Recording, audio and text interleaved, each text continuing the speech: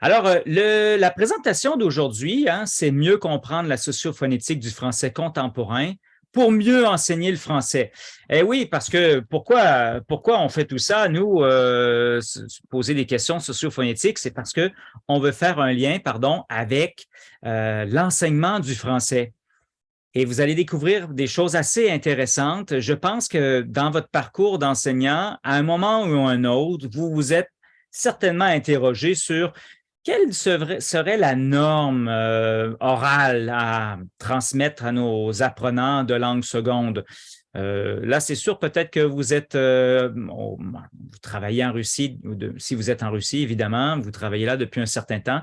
Probablement que vous ne vous posez pas tellement cette question-là, mais j'imagine qu'à un moment donné dans votre carrière, certainement au départ, il y avait peut-être des gens qui voulaient aller au nord de la France, au sud de la France, d'autres qui voulaient peut-être aller en Suisse, en Belgique, etc. Donc, j'imagine qu'à un moment donné, vous vous êtes très certainement posé la question, est-ce que moi, j'enseigne la bonne prononciation? Est-ce qu'on a les bons référents sonores pour nos apprenants?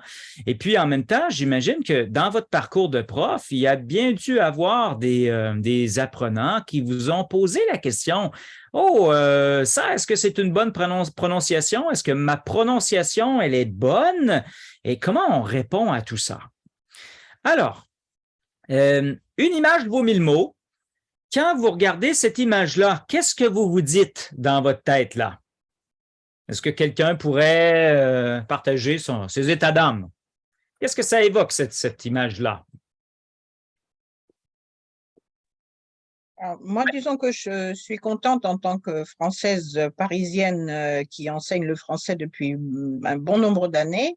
Je Oui. suis contente que maintenant on se rende compte au minimum dans certains manuels qu'il n'y a pas que le français de Paris, de France qui doit être enseigné, mais qu'on doit attirer l'attention des apprenants sur le fait qu'il existe beaucoup d'autres normes et que ce sont des normes et qu'on doit au minimum y être sensible. Ben, je suis parfaitement d'accord et c'est ce que cette image-là, en quelque sorte, nous dit, hein, c'est que, et on va le voir dans quelques instants, le français n'est pas tout à fait ce qu'on croit, hein, dans le sens où le français, c'est une abstraction. La réalité, c'est la parole individuelle. Et donc, il y a une multiplicité des façons de parler français. Et à travers tous ces usages-là, il y a des normes qui se dégagent. Et comme vous venez de le dire, il y a des normes pour plusieurs régions, hein. Mais il y a des usages aussi. On va démêler tout ça. Oh, il y a quelqu'un qui veut rentrer. Euh, Clément, de ton côté, est-ce que tu peux admettre les gens qui rentrent? Je vais te dire, t'occupe pas Oui, de ça, hein, c'est moi OK. qui m'en occupe. Eh bon, parfait, parfait, parfait. Donc, je m'appelle Steve Mercier. Oui, je suis actuellement dans la région de Québec, au Canada. Et puis, bon, ben, qu'est-ce que je fais, moi? Pourquoi je suis là? Bon, d'abord, je suis directeur scientifique et formateur au Centre international de formation et de recherche en approche neurolinguistique et en neuroéducation. Si vous allez voir sur cifran.org, vous allez voir qu'on propose, on est un centre de formation en formation continue, c'est-à-dire qu'on complète ce qu'on peut retrouver dans les cursus universitaires. On propose des formations en approche neurolinguistique qui est l'approche qui s'inspire des fondements en neurosciences cognitives pour proposer des stratégies d'enseignement qui sont alignées avec le fonctionnement du cerveau. Donc, on cherche à bonifier quoi? L'attention soutenue, bonifier l'encodage mémoriel, bonifier la vitesse de traitement de l'information, bonifier la vitesse de récupération de l'information et de précision de l'information. Et on cherche à bonifier aussi la durabilité, hein, des informations mises en mémoire. Et donc, l'approche neurolinguistique s'inscrit en plein dans ça. Et puis, depuis quelques années maintenant, on voit qu'il y a vraiment une demande forte pour ce genre de formation-là. Les gens ont envie de changer de façon de travailler. Et ça fait bien plaisir aux étudiants, cela dit. Alors, je vous invite à un moment donné à tenter l'expérience, de voir un peu ce qui se cache derrière ces formations-là en neuroéducation. Et autre chose aussi, ce qu'on retrouve moins dans les parcours universitaires, malheureusement, c'est une des véritables formations pour savoir comment enseigner la prononciation et même corriger la prononciation au besoin. Moi, par exemple, je travaille la prononciation en amont de la communication, au même titre qu'un jeune enfant, finalement. Le système français, il est pas mal atypique et complexe, et donc on a besoin d'aller chercher cette habileté en discrimination auditive et cette habileté en prononciation des sons pour pouvoir suivre des modèles comme fonctionne avec l'approche neurolinguistique. On fonctionne comme si on joue un cours de piano ou un cours de golf. On donne un modèle, puis là, l'apprenant suit le modèle et le prof peut corriger au besoin. Mais pour suivre un modèle, il faut quand même avoir des habiletés en phonétique, si vous voulez. Donc, si c'est des choses qui vous intéressent, bon, gardez vos questions pour la fin de la présentation. Je pourrais vous montrer un petit peu plus en détail ce qu'on offre comme formation. Bon. Et puis, ben, pourquoi je présente ces formations-là? Ben, je suis moi-même linguiste de formation, acquisitionniste de formation. Je suis spécialiste du développement des langues, langue maternelle, langue première ou langue seconde. Et j'enseigne le français et l'anglais, langue seconde. Et puis même dans le programme de francisation des immigrants. Donc, je me base sur mes expériences, mes observations de terrain. Et donc, j'ai toutes sortes de liens que je fais entre les formations et les résultats sur le terrain, évidemment. Et comme je le disais tout à l'heure, je remercie sincèrement le quartier français de m'offrir cette chance aujourd'hui de partager un peu de mes connaissances sur la sociophonétique et faire des liens avec l'enseignement des langues. Donc, avec vous aujourd'hui, merci d'être là encore une fois. Donc, le plan de l'atelier, alors, on va commencer par, comme tout à l'heure, je pense que c'est Serge, il disait, bon, sociophonétique, je peux savoir à peu près ce que ça veut dire. Mais en réalité, pour en arriver à comprendre ce que c'est véritablement la sociophonétique, je pense qu'il faut d'abord s'arrêter sur 8 concepts clés qu'on va prendre le temps de bien définir ensemble. Évidemment, chacun de ces concepts-là, comme ne serait-ce que le parler d'accent ou de variation, évidemment, ça dépend dans quel cadre théorique on s'inscrit pour pouvoir les définir. Il y a toujours la définition des gens en général et il y a les définitions des linguistes. Donc, on va essayer de faire un rapprochement sur les définitions des linguistes dans le cadre de cette formation-ci. Ça va nous amener à découvrir ce que c'est que cette sociophonétique du français contemporain, parce que oui, je vais vous présenter des données actuelles, des données pertinentes et qui vont vous surprendre.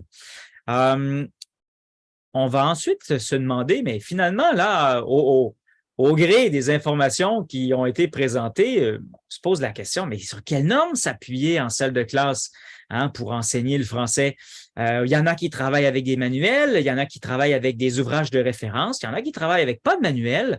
Alors, on va essayer de voir un peu ce qu'on devrait faire à tout le moins en se basant sur ce que c'est que la sociophonétique, en se basant sur nos connaissances des concepts clés et en se basant sur la réalité contemporaine.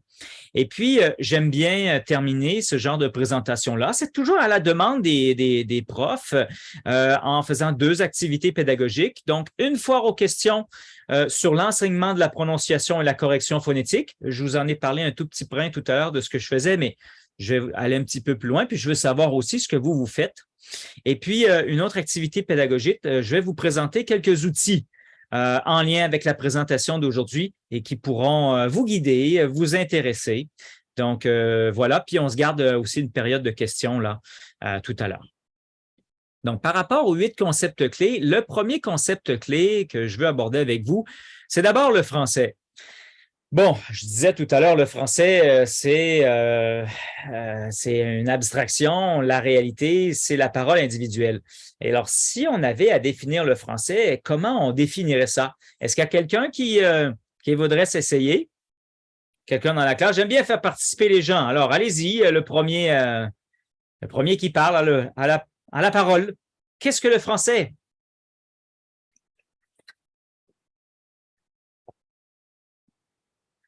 Alors, je vous donne un petit coup de main alors. Alors, le français, comme on peut le voir ici, n'est pas qu'une seule langue, c'est en réalité plusieurs langues. C'est qu'à un moment donné, on sait qu'il y a des ressources communes du français, qu'on soit en Afrique subsaharienne, en Europe, en Amérique du Nord. Bon, on sait ça. Mais en même temps, on sait que par exemple, au Québec, on a notre propre dictionnaire. On sait qu'en France, bon, ils ont leur terme à eux, ils ont leur prononciation à eux. Les recherches en sociophonétique, en sociolinguistique ont montré qu'il y a des différences, évidemment, dans le français parlé et écrit de plusieurs régions de la francophonie. On sait aussi que les ouvrages de référence sont différents. On sait aussi qu'il y a des entités gouvernementales qui veillent à faire la promotion de la langue et d'écrire son standard. On a par exemple l'Office québécois de la langue française ici au Québec, l'Académie française en France, etc. Donc, il n'y a pas qu'un seul français. Et finalement, si on regarde l'histoire de la langue, dans toutes ces époques, là où le français a commencé à s'implanter en ancien français en 842 avec les serments de Strasbourg, il y avait une fragmentation importante du portrait linguistique en France et en Europe. Et donc, il y a comme un fond linguistique important et il y a des différences individuelles importantes dans la francophonie. Alors, le français, eh bien, c'est la somme de toutes ces variétés dialectales. Dialecte ici au sens américain, qui est une façon de parler une langue, et non pas dialecte dans le sens de patois ou dialecte dans le sens de langue qui n'a pas de reconnaissance officielle. Ça, c'est d'autres acceptions du terme. Alors, dialecte ici, on peut voir ça, un sociolecte, une façon de parler une langue. Donc, le français, c'est fort complexe, c'est la somme de toutes ces variétés dialectales. Évidemment, ici, je n'ai pas mis tous les endroits dans la francophonie là où on parle français. D'ailleurs, j'en parle dans quelques instants de cette francophonie-là. Deuxième concept clé, donc, étant donné qu'on sait que le français, c'est la somme de toutes ces variétés dialectales, on les parle où, ces variétés dialectales? Et on s'est bien rendu compte, il y a 130 ans maintenant, avec Onésime le Reclus, que le français n'était pas parlé seulement à un endroit et est né ce concept de francophonie. Et la francophonie, est-ce que quelqu'un pourrait me donner la définition? Allez-y, je vous écoute. Peut-être en me donnant quelques statistiques. Alors, je poursuis. C'est plus ou moins l'ensemble des pays où le français est soit langue, disons, d'État ou langue pratiquée ou même langue enseignée en tant que première langue, quelque chose comme ça. Oui, c'est exactement ça. C'est un endroit dans le monde où le français est utilisé, que ce soit à travers, ce soit une langue véhiculaire ou langue vernaculaire, ou dit autrement, c'est la langue commune ou c'est la langue des études, par exemple, où on sait qu'il y a quand même un rapprochement. L'utilisation de la langue est là quand même. Oui. Et puis, la francophonie, si on regarde les cartes à travers le monde, si on regarde les dernières statistiques de l'OIF, alors vous voyez les pays là membres de l'OIF, les pays aussi qui pratiquent le français à certains égards, eh bien, on parle de quand même 200-300 millions de locuteurs. C'est la 5e langue parlée au monde, cela dit. Et le futur du français, mes amis, c'est en Afrique. Bientôt, autour de 2050, là, je pense que la plupart des locuteurs natifs, en tout cas les statistiques vont montrer que ça va être en Afrique que ça va se passer. Et puis à la fin du siècle, clairement, là, ça va être une domination écrasante. Évidemment que prédire ce qui va se passer dans 80 ans, bon, les choses peuvent bien changer. On se base sur les taux de natalité, etc. Mais quand même, la francophonie, pour l'instant, c'est l'Europe, c'est l'Amérique du Nord, c'est l'Afrique, aussi un peu en Océanie, évidemment. Donc, c'est sur les 5 continents, mais il va y avoir une domination clairement je dis une domination, c'est pas ça que je veux dire, là, c'est démographiquement, le français sera davantage parlé en Afrique. Donc, le français est parlé sur les 5 continents. Alors, imaginez, on peut déjà sentir une certaine francophonie où on parle différentes variétés de français, évidemment, là-dedans. Mais si on se concentre juste sur les Amériques, on peut faire l'exercice aussi pour l'Europe, mais vous connaissez bien ça. Du côté de l'Amérique, je vous présente ça, peut-être que ça va vous intéresser. Le français est quand même équilibré dans le sens où il y a 10,4 millions de locuteurs francophones au Canada, 11 millions aux États-Unis. Il y a une forte tradition francophone aux États-Unis, mais la population étant tellement grande, le français quand même est en supériorité. Et puis, dans l'espace Caraïbe et en particulier au Costa Rica, oui, parce qu'au Costa Rica, le français est obligatoire, hein, langue au secondaire. 450 000 apprenants de français. Dans l'Amérique centrale et du Sud, c'est là qu'on retrouve le plus d'apprenants de français langue seconde. Alors, vous voyez les statistiques, c'est autour de 30-33 millions de locuteurs dans les Amériques. Évidemment, vous me dites, oui, mais en France, il y en a plus que ça, puis en Afrique, oui, vous avez tout à fait raison. Vous avez tout à fait raison. C'est juste pour vous montrer les statistiques par rapport aux Amériques. Et puis, si ça vous intéresse, alors moi, je suis ici au Canada. Le français au Canada n'est pas à travers tout le Canada. Oui, il y a le français dans toutes les provinces et territoires. Les provinces, il y en a 10. Elles sont, vous voyez là, vous voyez le Québec, là, par exemple, là, sur le même plan horizontal, là, vous avez les provinces. Et plus au nord, là, vous voyez le Nunavut tout en bleu. Et les deux autres territoires à côté, c'est ça qu'on appelle les territoires. Ils n'ont pas un gouvernement propre à eux et donc ils dépendent de Ottawa, la capitale fédérale. Donc, on a 10 provinces et 3 territoires. Mais le français, OK, il est parlé partout. Mais le français, vous savez, c'est langue officielle, une des 2 langues officielles du Canada. Est-ce que quelqu'un pourrait me dire dans le groupe ici, là, quelle proportion des Canadiens seraient en mesure de pouvoir être fonctionnels en français? Avez-vous une idée de ça? C'est ça que je voulais dire tout à l'heure. Le français n'est pas parlé partout. Il est parlé partout, mais pas de façon égale. On va dire ça comme ça. Est-ce que quelqu'un pourrait me donner une idée? Quel est le pourcentage de bilingues au Canada? Oui? 1 sur 10. Donc, tu dirais 10 tu es pas mal. Oui, tu es pas mal dans le mille, hein? Depuis 1969, on essaie de rendre les Canadiens bilingues. Ça marche plus ou moins. Grâce à l'ANL, quand même, on est en train de faire du progrès. Mais non, c'est un rêve plus que d'autres choses. Là, au niveau des services gouvernementaux, oui, c'est dans les 2 langues. Mais après, sur le plancher des vaches, entre 10 et 15 des Canadiens seraient bilingues. Mais attention, hein, ça c'est grâce au Québec. La plupart des Québécois, effectivement, les plus jeunes générations, en tout cas, peuvent très bien maîtriser, en tout cas être fonctionnels dans les 2 langues. Mais du côté du Canada anglais, je ne sais même pas, c'est bien en deçà des 10 c'est entre 5 et 10 Ce qui fait monter la balance, là, c'est le Québec. Mais cette francophonie au Canada, on peut distinguer encore 3 variétés, disons. Et puis, je peux rajouter d'autres variétés aussi. Il y a la variété, donc tout à l'est, variété maritime. Il y a eu une première vague de colonisation là-bas et puis, alors ils ont importé avec eux leur façon de parler de France, Poitou en particulier. Et il y a une variété qu'on peut appeler québécoise ou laurentienne.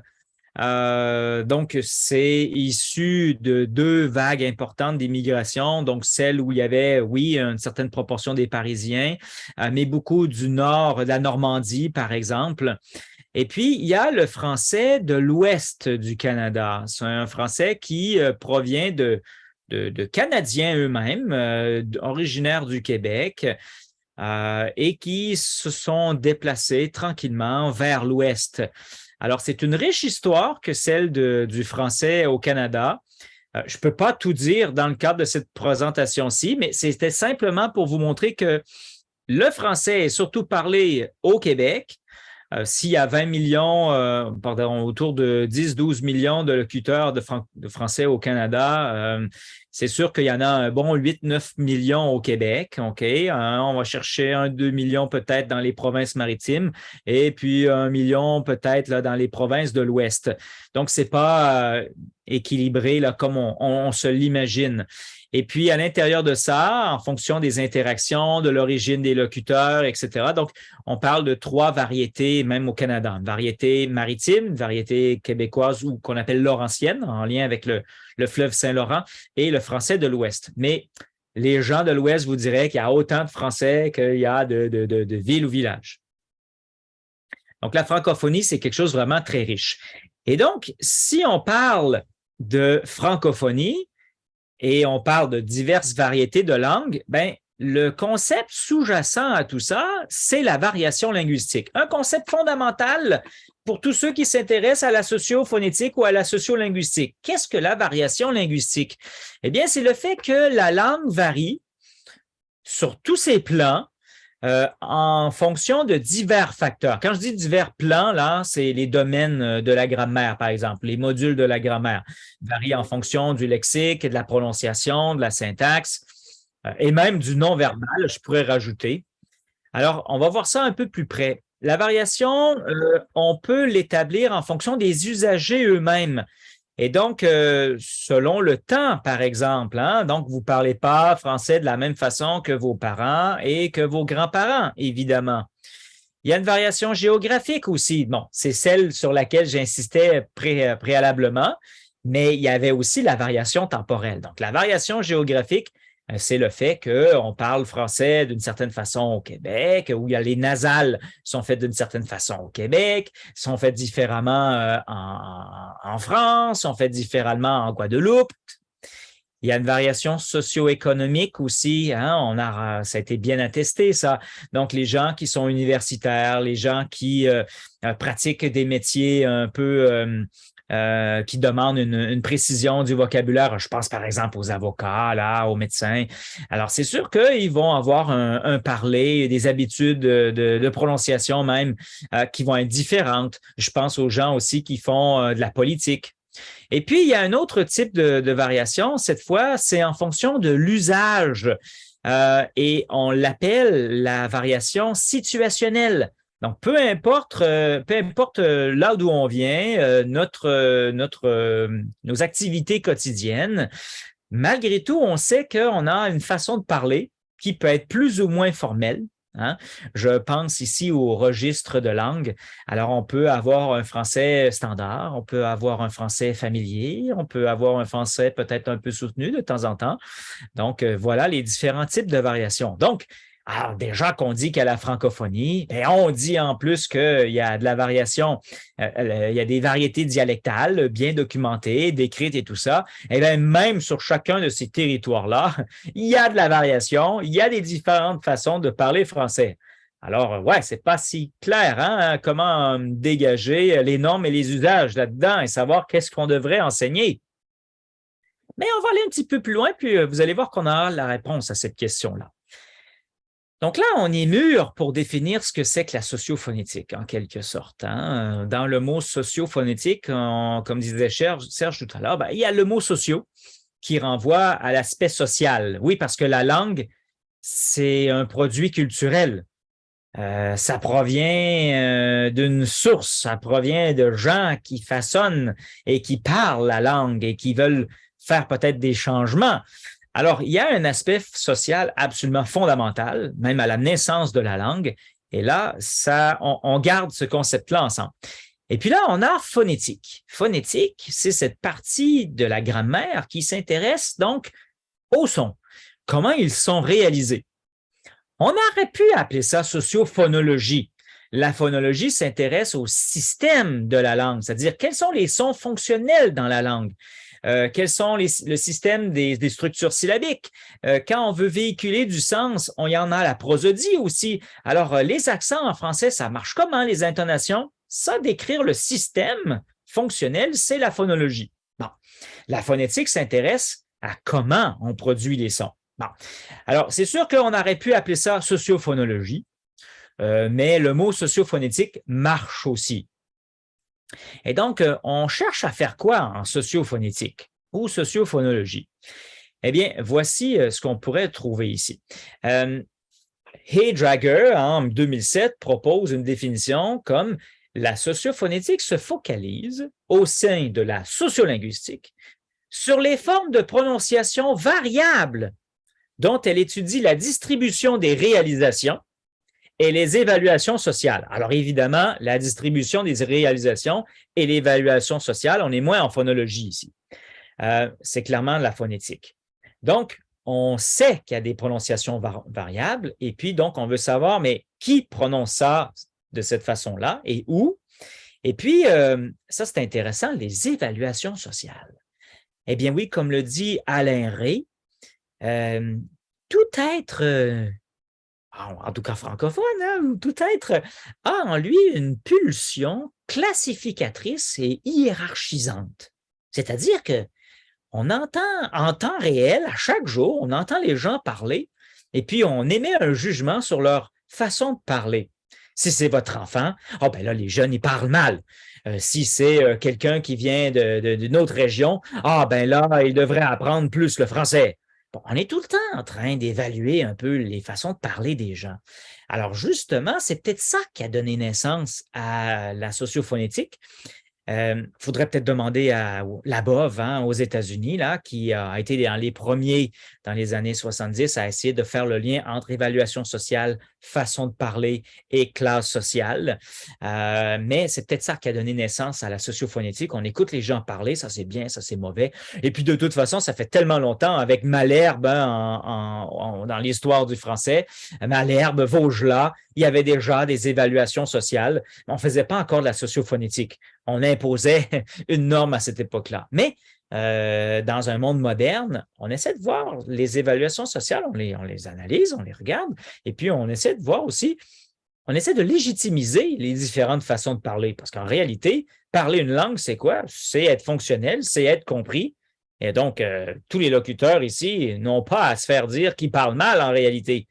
C'est qu'à un moment donné, il y a un souci de peut-être se faire comprendre dans l'ensemble de la francophonie. C'est un souci aussi de se donner un peu de crédibilité. Alors, c'est là qu'il faut aller au-delà des usages et voir un peu ce qui se passe du côté des normes et des évaluations sociales.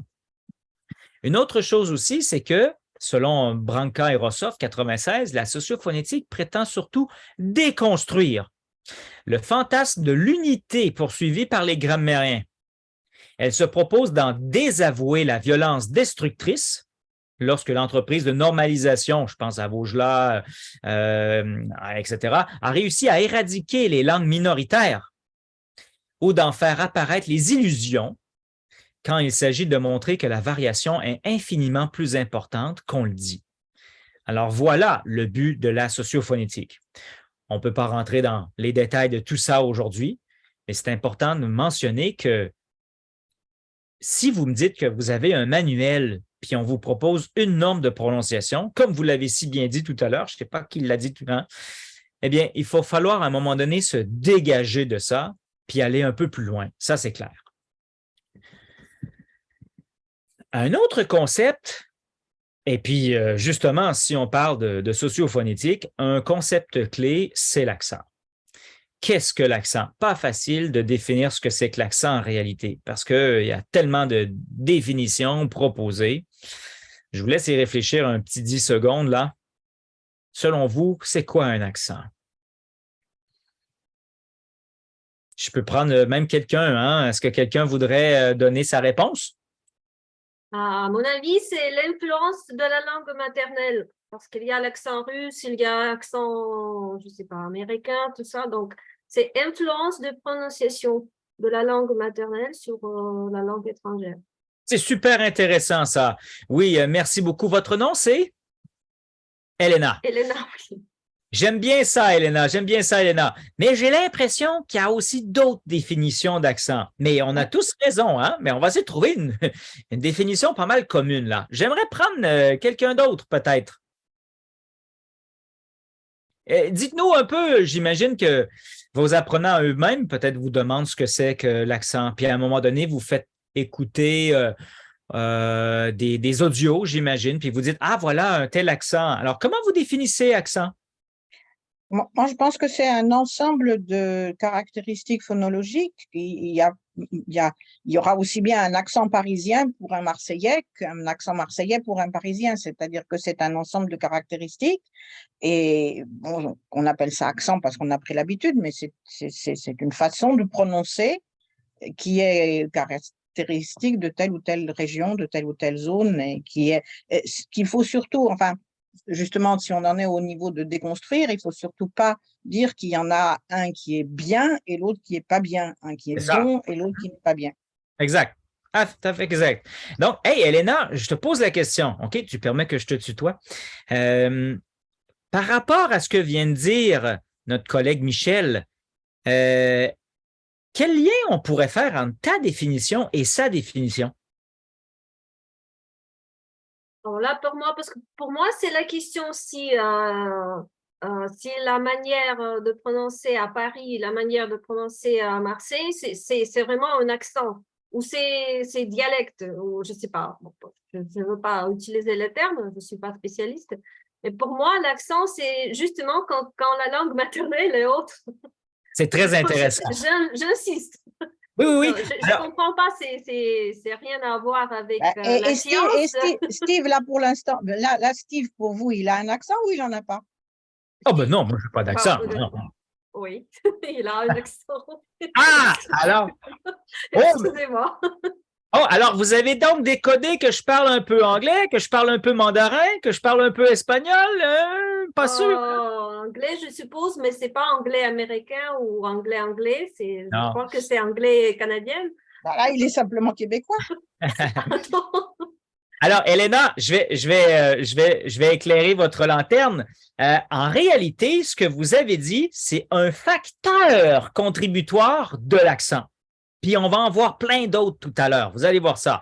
OK? Donc, comme dit Elena, c'est une manière particulière de parler la langue et il y a plusieurs facteurs qui contribuent à ça. Et ce n'est pas homogène d'une région à l'autre. Et parmi ça, effectivement, les bilingues, les gens qui parlent le français comme langue seconde vont avoir une trace, évidemment, parce qu'un bilingue, ce n'est pas l'équivalent de 2 monolingues. Il y a l'influence translinguistique à l'intérieur de ça. Alors, tu as raison, hein, mais c'est plutôt au niveau des facteurs qui contribuent à un accent. On va voir ça, puis il y en a plein d'autres facteurs, en fait. Ah, c'est super intéressant. Merci pour votre participation. Donc, on peut y aller général en disant que c'est une façon particulière de parler une langue. Et puis d'ailleurs, on peut reconnaître d'où vient la personne. Et comme dit Michel, alors cette façon particulière-là, ce sont l'ensemble des caractéristiques phonologiques, c'est-à-dire les sons et le système qui permet de véhiculer du sens, mais aussi phonétiques, c'est-à-dire les durées des voyelles, des consonnes, les hauteurs, en fait, les informations acoustiques, si on veut. Et puis, on peut même rajouter ceci, le mot accent peut être défini comme un ensemble de traits de prononciation liés à l'origine linguistique, géographique ou sociale du locuteur. OK? Et puis, on va aller voir ça d'un peu plus près. Mais avant, oui, c'est vrai, je voulais vous poser la question, est-ce que tout le monde a un accent? Alors là, je demanderais à peut-être d'autres personnes là, de se manifester. Est-ce que tout le monde a un accent par rapport à la discussion qu'on vient d'avoir, par rapport au concept clé qu'on vient de voir? On est rendu au 5e de 8e. Alors, est-ce que quelqu'un pourrait se manifester? Est-ce que tout le monde a un accent? Comment vous répondez à cette question-là, peut-être en salle de classe? Mais écoutez, à mon avis, on peut parler français sans accent. Ça s'apprend. Alors, sans accent voudrait dire que ce n'est pas possible, parce qu'on vient de donner la définition d'accent. Tout le monde a un accent. Les Français, ils parlent comment? Ils parlent aussi différemment, Marina. Mais il y a des Français qui parlent sans accent. Ce sont les Français bien élevés. Mais écoutez, vous presque, vous parlez sans accent.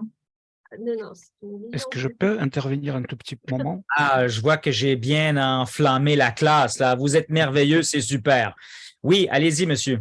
Oui, si nous parlons, si quelqu'un a un accent, est-ce que cela présuppose l'existence d'une norme de prononciation?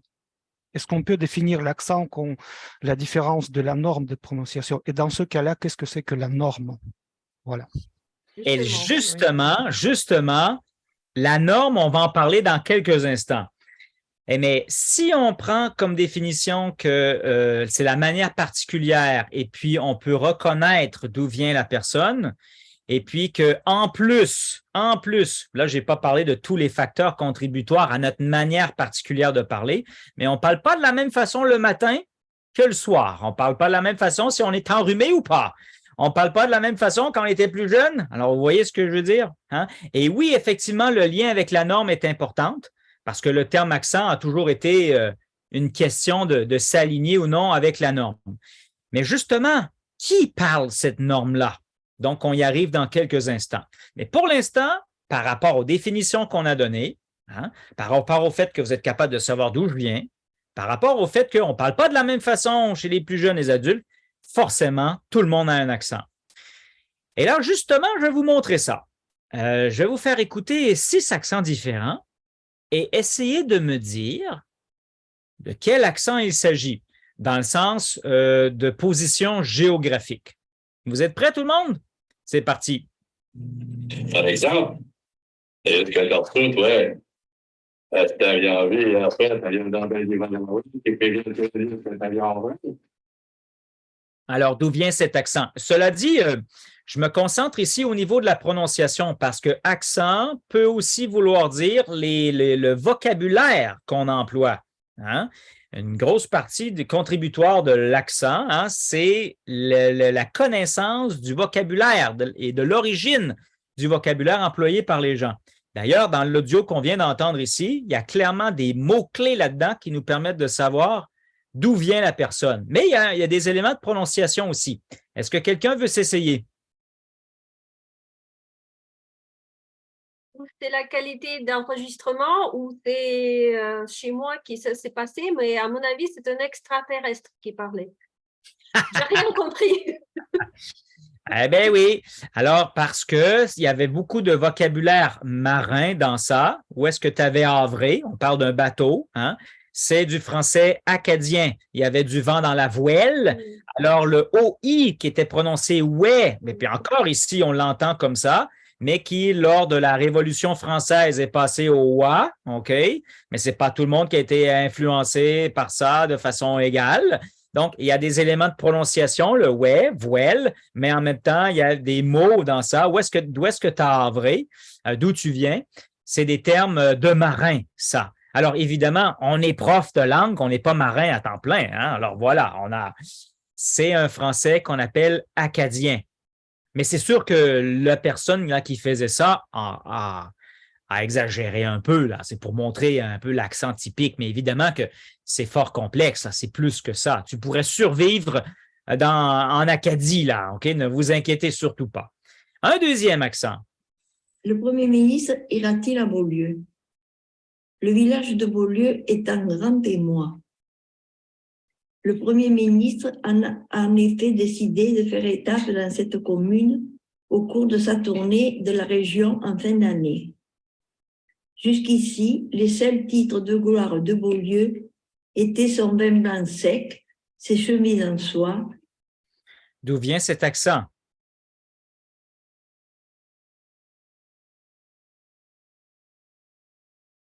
Une bonne façon de déterminer l'origine des gens, ou en tout cas déterminer qu'il y a divers accents, au niveau de la prononciation, c'est d'écouter les voyelles nasales. C'est juste un indice que je vous donne. Dans quelle région de francophonie an devient ang? C'était un peu le sud, non? C'était un peu difficile. Hein. Oui, j'ai entendu un léger accent du sud dans certaines voyelles. Le sud du Québec? Non, le sud de la France. Oui, c'est ça. Accent du midi, tout à fait. Et on peut noter aussi les voyelles E finales hein, qui sont parfois prononcées dans cette commune. OK. Alors, prochain accent. Le Premier ministre ira-t-il à Beaulieu? Le village de Beaulieu est un grand émoi. Le Premier ministre a en effet décidé de faire étape dans cette commune au cours de sa tournée de la région en fin d'année. Alors, d'où vient cet accent? Afrique centrale? On peut appeler ça Afrique subsaharienne. Oui, alors oui, c'est exactement ça. Et qu'est-ce qui t'a fait remarquer ça? Exactement, hein? Oui, c'est ça. Hein? Et puis, la cavité buccale rend les choses peut-être un peu plus graves hein, par rapport à d'autres variétés de français. Donc, vous voyez, tout ça, ça contribue à l'accent. Prochain accent. Le premier ministre ira-t-il à Beaulieu? Le village de Beaulieu est un grand témoin. Le premier ministre a en effet décidé de faire étape dans cette commune au cours de sa tournée de la région en fin d'année. Jusqu'ici, les seuls titres de gloire de Beaulieu étaient son vin blanc sec. D'où vient cet accent? C'est québécois, non? C'est tout à fait québécois. Oui, exactement, exactement. Alors, le son en, par exemple, un. Et puis un tout petit zt, très léger, mais Oui, mais ça, Michel, ça commence à devenir pas mal la norme, si on veut, là. Ça s'est bien propagé. Il n'y a pas de raison que ça reste juste ici. Plusieurs langues ont ça. Hein. Bon, alors bref, oui, je vais en reparler peut-être de ça tout à l'heure. Prochain accent. Le Premier ministre ira-t-il à Beaulieu? Le village de Beaulieu étant grand témoin, le Premier ministre a en effet décidé de faire étape dans cette commune au cours de sa tournée de la région en fin d'année. Jusqu'ici, les seuls titres de gloire de Beaulieu étaient son vin blanc sec. Alors, d'où vient cet accent? Dans le chat, on nous a écrit que c'est parisien. Oui, c'est ça, c'est parisien, exactement. Quelqu'un qui écrit dans le chat. Ah oui, ben cette personne-là a forcément raison, oui. Alors, oui, vous remarquez que c'est des passages que des gens lisent, hein? Ça fait partie d'une enquête en sociophonétique. Je vais vous présenter ça tout à l'heure. Prochain accent. Une école, 2 écoles, 3 écoles, 4 écoles, 5 écoles, 6 écoles, 7 écoles, 8 écoles, 9 écoles, 10 écoles. Alors, d'où vient cet accent? Corse. Ah, ça, c'est intéressant, ça. Je ne suis pas expert en accent corse. Qu'est-ce que vous aviez vu dans ça? Mais non, ce n'est pas de la Corse, mais qu'est-ce qu'il y avait dans ça? Vous vous dites, ah, ben oui, c'est corse. C'est pas elle plus. Oui, dans l'histoire du français, ce L vélarisé qu'on appelle hein, qui est typique en anglais des fins de mots, par exemple. Ouais. Oui, on a eu ça en français, effectivement. Donc, il y a peut-être des traces de ça, OK? Peut-être que tu pourras m'envoyer un audio, là. Tu as l'air experte français-corse, là. J'aimerais bien entendre ça. Mais c'est pas de la Corse, non. Est-ce que vous voulez essayer un autre? Je vous donne un autre choix. C'est français louisianais. Et en français louisianais, vous avez entendu la liaison, là? 1 école, 2 écoles, 3 écoles. Hein? On a surgénéralisé la liaison. Je trouve ça fantastique. Et puis donc, c'est français louisianais, ça. Je vais reparler du français louisianais un petit peu plus tard aussi. OK, donc, qu'est-ce qui contribue à l'accent? Ça, c'était ma question précédente. Tiens, avant d'y aller avec cette diapo-là, qu'est-ce qui contribue à l'accent? Essayez de peut-être redonner quelques éléments qu'on a vus jusqu'à présent. Qu'est-ce qui contribue à l'accent? C'est-à-dire notre manière particulière de parler la langue. L'ensemble de traits de phonologie et de phonétique qui est propre à chacun. Je pense que c'est vraiment très, très, très complexe parce qu'il y a la prononciation des sons, mais il y a aussi l'intonation, il y a le rythme. Oui, mais qu'est-ce qui contribue à ça? Qu'est-ce qui contribue à ça? Moi, je veux dire une chose, je ne sais pas si c'est ce que tu attends comme réponse, mais j'étais très, très frappée. Bon, moi, personnellement, je suis parisienne, bon, j'habite en Sibérie, mais ça, c'est autre chose. Et j'ai une marraine qui était de Lorraine. Et moi, quand j'étais petite, je trouvais que ma marraine, elle avait une façon bizarre de parler, mais je pensais que c'était que ma marraine qui parlait comme ça. Et puis après, j'ai entendu des enregistrements de Lorraine et je me suis aperçue qu'en Lorraine, tout le monde parlait comme ça. Et j'ai l'impression que malgré la radio, malgré la télé, malgré tout ce qu'il y a une espèce d'imprégnation quand on est petit qui fait qu'on assimile vraiment ces façons de prononcer vraiment dans l'enfance et qui font qu'on reproduit ces schémas-là après dans la vie. Ben oui, c'est sûr. Mais qu'est-ce qui a contribué à cette façon de parler-là?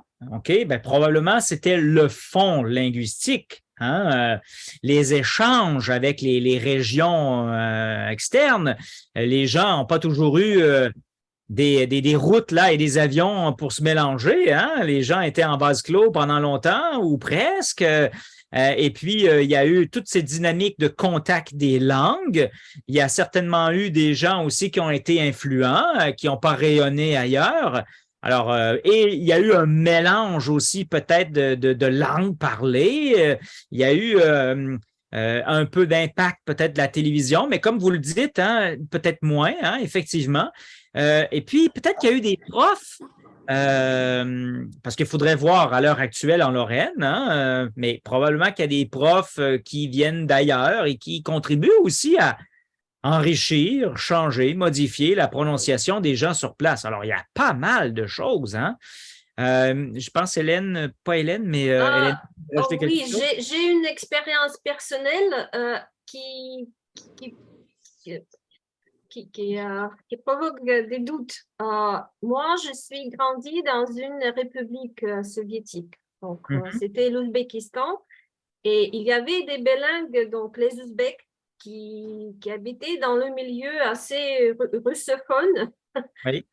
Et quand même, il y avait ceux qui parlaient bien russe, il y avait ceux qui ne parlaient pas russe très bien. Et donc, à mon avis, c'est la famille qui a plus d'influence. Donc, pour les enfants bilingues, c'est ce qu'il se passe avant, je ne sais pas, 4 ans, 3 ans, 5 ans. C'est plus important que la société et l'influence de la société après, plus tard, je veux dire.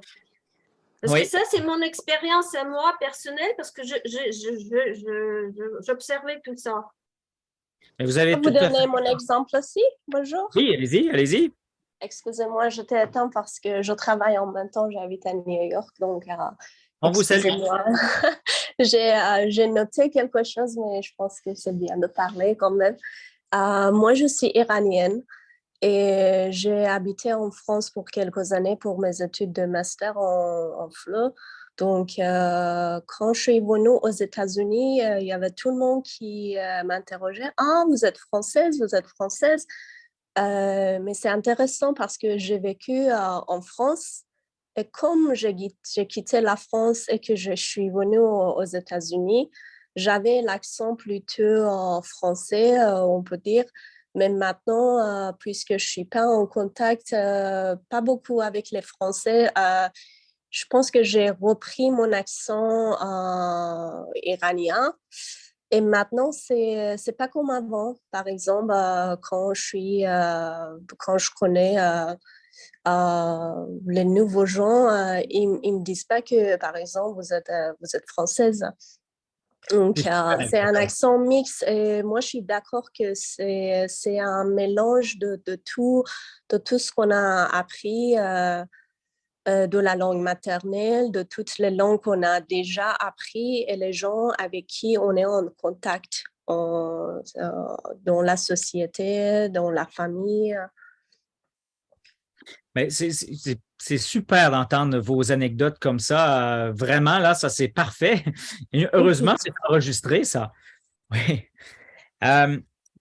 Ben, c'est ça. Vous avez parfaitement raison. Puis, je vais rajouter quand même une chose, c'est que la langue, je le disais tout à l'heure, c'est un produit d'une culture. Okay? Et puis, la culture n'a pas toujours été, dans l'histoire de la France, n'importe quelle histoire, hein, il y avait plein de fragmentation linguistique. Et d'où viennent les immigrants, hein, comme toi pour les États-Unis, d'où viennent les influences de la langue, est-ce que les gens sont plutôt bilingues, monolingues, tout ça, ça contribue à l'accent. Et puis, pour répondre à Elena tout à l'heure, la fenêtre d'opportunité pour apprendre une langue seconde, OK, c'est 0,5 ans. Après, les recherches montrent que entre 5 ans et 11 ans, 12 ans, il commence à avoir des écarts, OK? Et puis, à partir de l'adolescence, ben là, il y en a qui peuvent être très bons et il y en a qui peuvent avoir beaucoup de difficultés, hein? Mais ça, c'est pas tant une raison personnelle que où est-ce qu'on a appris la langue et est-ce qu'on l'utilise vraiment? Quand on est en bas âge, hein, les probabilités qu'on utilise la langue sont plus importantes et donc, on peut effectivement maîtriser la langue. Bon, c'est un domaine fort complexe, mais c'était simplement pour ajouter à ce que vous avez dit. L'enfant s'imprègne vraiment du modèle, hein, de l'héritage de sa culture, 0,5 ans. Après, il peut y avoir des petites modifications, évidemment. Et donc, voilà. Mais il y a une chose qui va vous intéresser très certainement ici et qui contribue à définir ce que c'est que l'accent, c'est ce qu'on appelle les phénomènes de phonétique combinatoire. C'est quoi ça?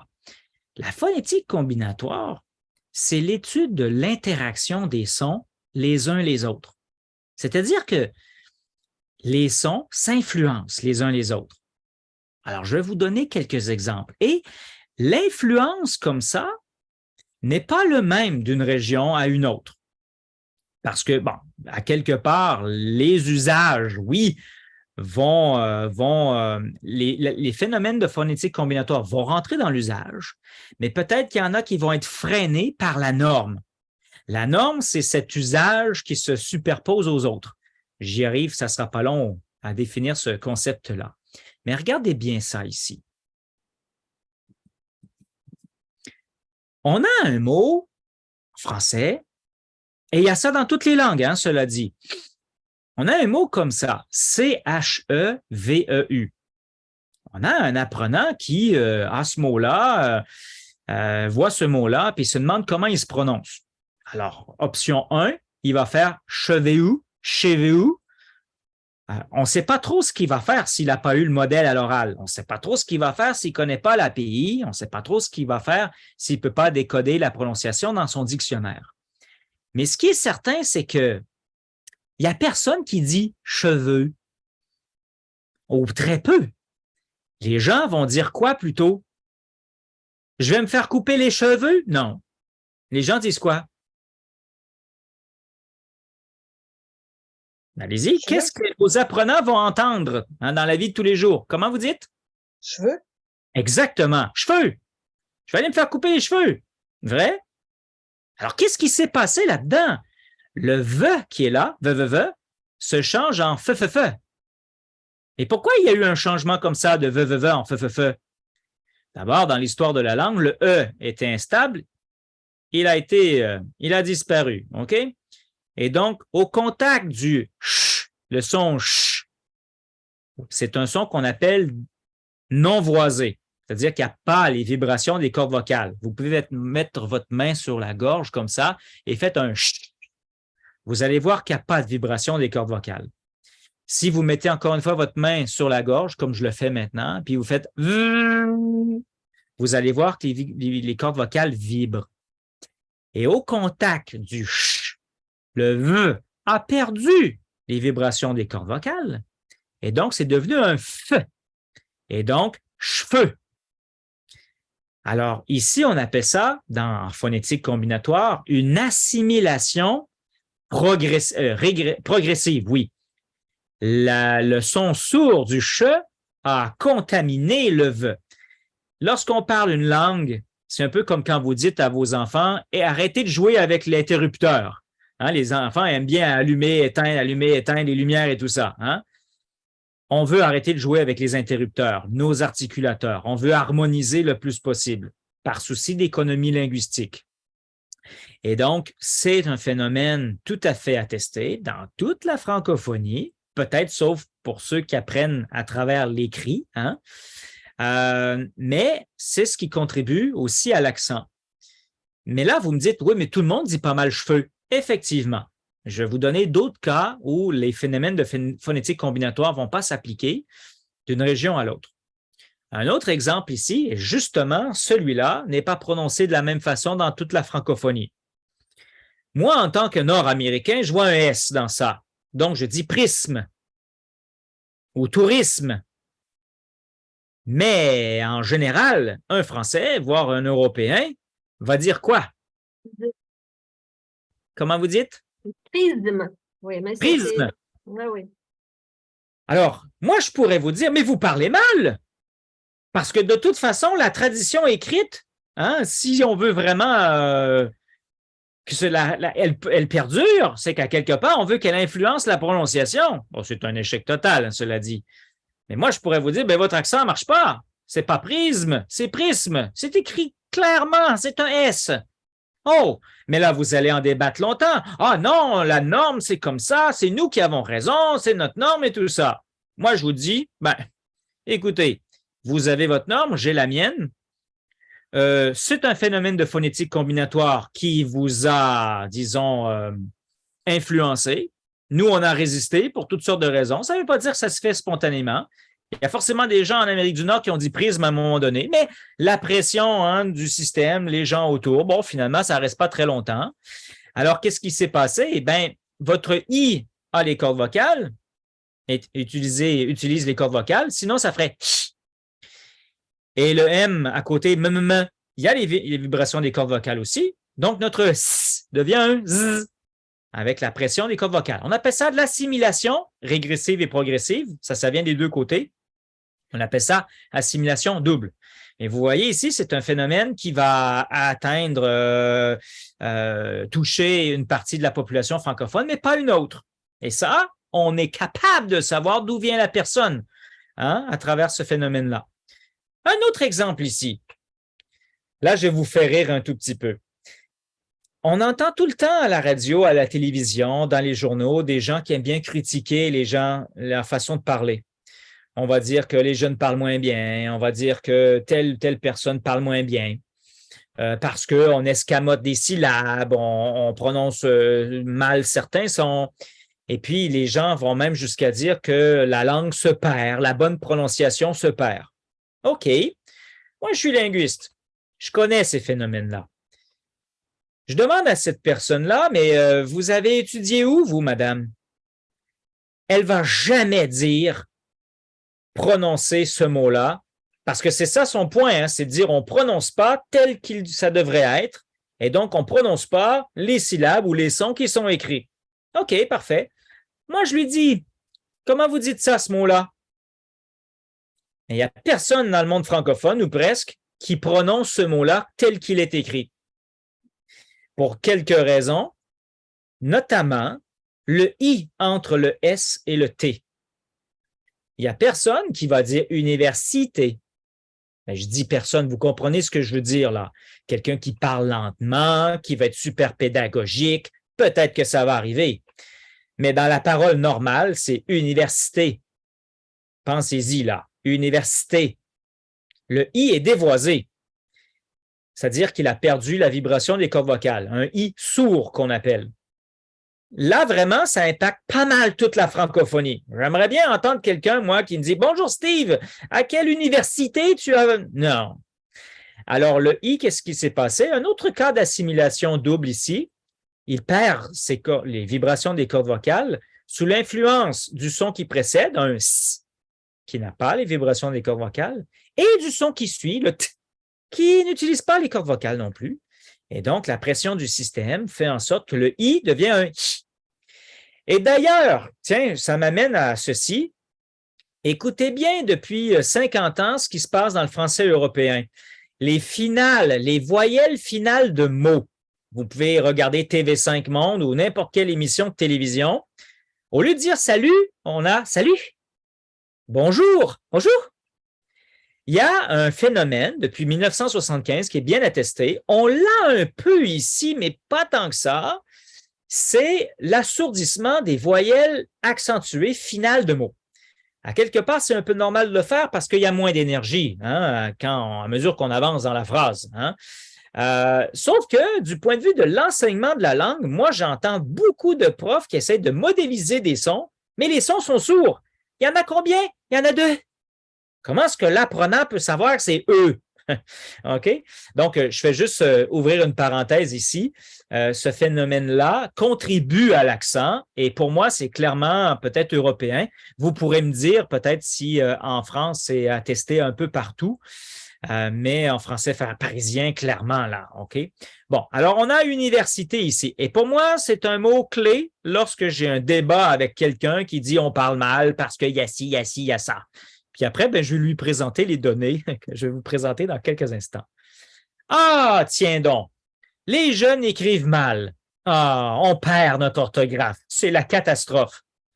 C'est drôle, hein, mais un mot comme vous pouvez le voir maintenant, avez-vous une idée à quel point, malgré qu'on ait accepté un tel changement en prononciation, on ne dit pas médecin, on dit médecin. Les médecins eux-mêmes vont dire ça. Hein?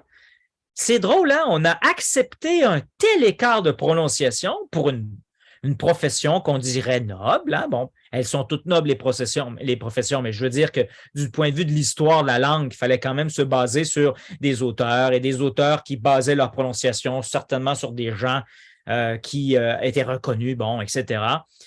Mais c'est médecin qu'on dit. Et il y a un tel décalage avec l'écrit. C'est drôle, hein?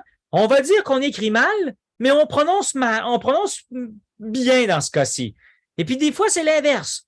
On prononce mal, puis on écrit bien. Alors, vous voyez, c'est un vrai charabia, cette histoire de l'histoire du français. Il faut savoir une petite chose, c'est que lorsque l'on a voulu fixer l'écrit au début du 19e siècle, avec les frères Becherel, l'Académie française et tout ça, c'était totalement cacophonique dans la France actuelle et les décideurs ont voulu faire plaisir un peu à tout le monde. Et c'est pour ça qu'on a un système où on parle de délire orthographique, hein, si je me fie aux propos de Nina Katache. Ah, une bonne façon de savoir si quelqu'un est pas très bon en français, en tout cas du point de vue du Québec, c'est de dire « Ah, mais vous, les Québécois, ou en tout cas certaines gentes influentes au Québec vont dire qu'on parle mal parce qu'on dit ministre. Hein, le premier ministre. Je ne parle pas du standard québécois, je parle de la population en général et des gens qui critiquent la langue. C'est drôle, hein? Mais un enfant peut mettre 5 ans à prononcer cette syllabe-là en stre. OK? Ministre. C'est une syllabe complexe, comme il y en a beaucoup en français. Ça donne des mots de tête aux apprenants de français langue seconde, qui eux aussi vont faire ministre. Ça donne des mots de tête aux gens qui ont des dysfonctions, X, Y, Z, des gens qui ont besoin d'orthophonie, des gens qui ont des retards de langage. C'est drôle, hein? Parce que, justement, le système phonotactique du français est plutôt atypique et complexe. Et dans l'histoire de la langue, le R était disparu. On l'a juste ramené, en général, sous l'influence de l'écrit. Puis là, on va nous faire croire qu'on parle mal français parce qu'on dit ministre. Je m'excuse, là, mais c'est de la simplification, c'est la pression du système, au même titre que cheveux, prisme, etc. Il n'y a pas lieu de critiquer ça. Moi, ça ne me dérange pas qu'on me dise qu'il y a un standard puis que le standard soit proche de l'écrit. Mais commencer à dire qu'on parle mal, c'est vraiment pas s'y connaître en linguistique, ni même en sociolinguistique. Un autre exemple ici qui peut vous intéresser, aéroport. Et là, j'aimerais savoir, dans votre entourage, avez-vous déjà entendu une façon différente de dire ce mot-là? On peut l'entendre ici quand même en Amérique du Nord. On ne le considère pas standard. Les gens vont s'auto-corriger. Mais encore une fois, c'est le système qui est si complexe qui prédispose à faire des erreurs. Alors, est-ce qu'il y a une autre façon de prononcer aéroport? J'ai entendu aéroport. Exactement. Hein? On essaie ici de résoudre un problème encore de phonotaxe où on n'aime pas avoir 2 voyelles d'affilée. Et donc, on anticipe le R. Mais le problème, c'est que ça fait quand même un EO, hein, même si on fait aéroport. OK? Mais néanmoins, c'est attesté. Et il y a des régions, des gens, des populations plus jeunes, plus âgées peut-être très certainement, là, qui vont faire aéroport. Mais là, bientôt, c'est Noël. Noël, encore une fois, 2 voyelles d'affilée. C'est pas vrai que tout le monde va prononcer ça comme ça. OK?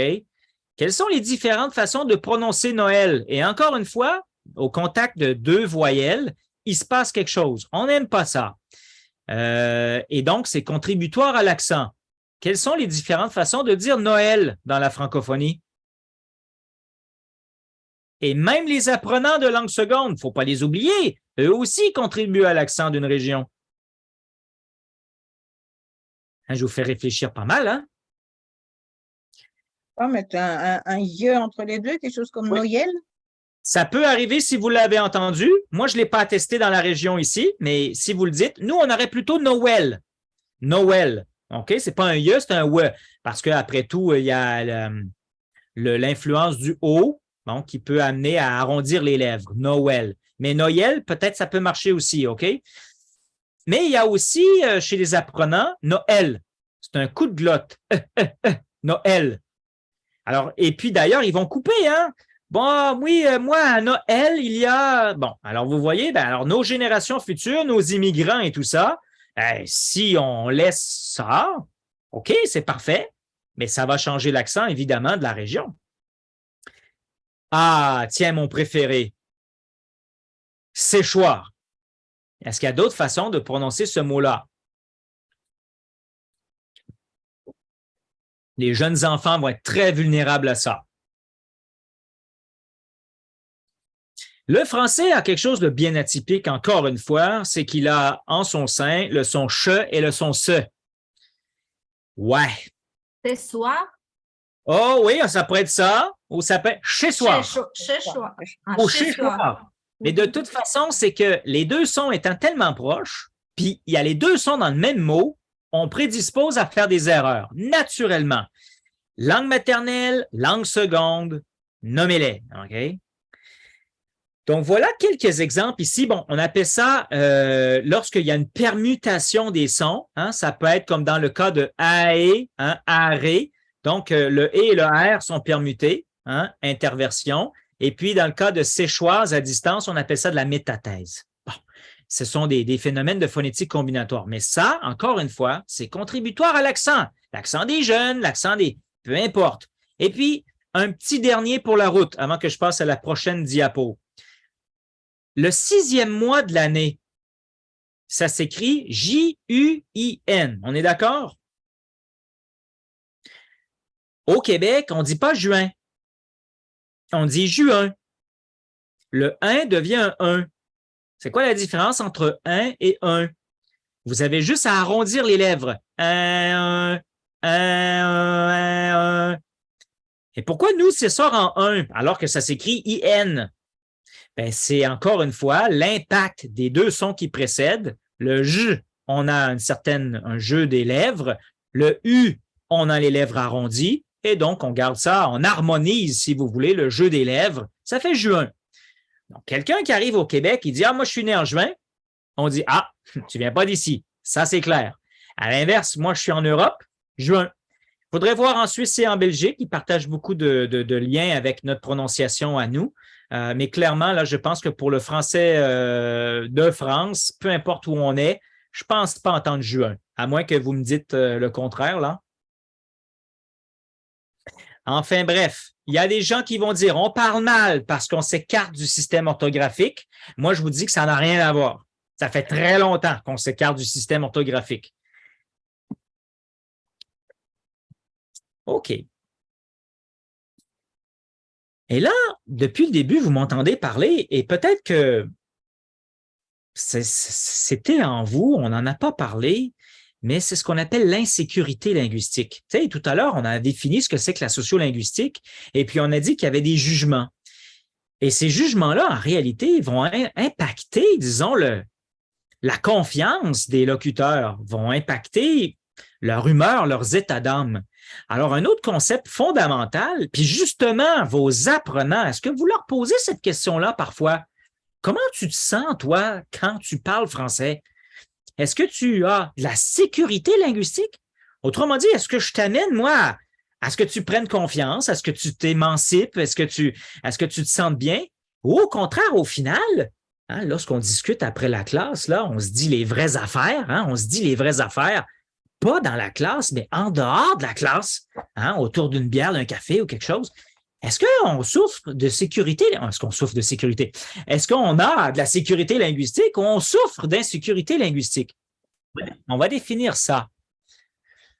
Qu'est-ce que c'est que l'insécurité linguistique? C'est inhérent, hein, au fait qu'on a plusieurs variétés de langues et puis qu'on porte des jugements et qu'on a des normes. Alors, voyons ça de plus près.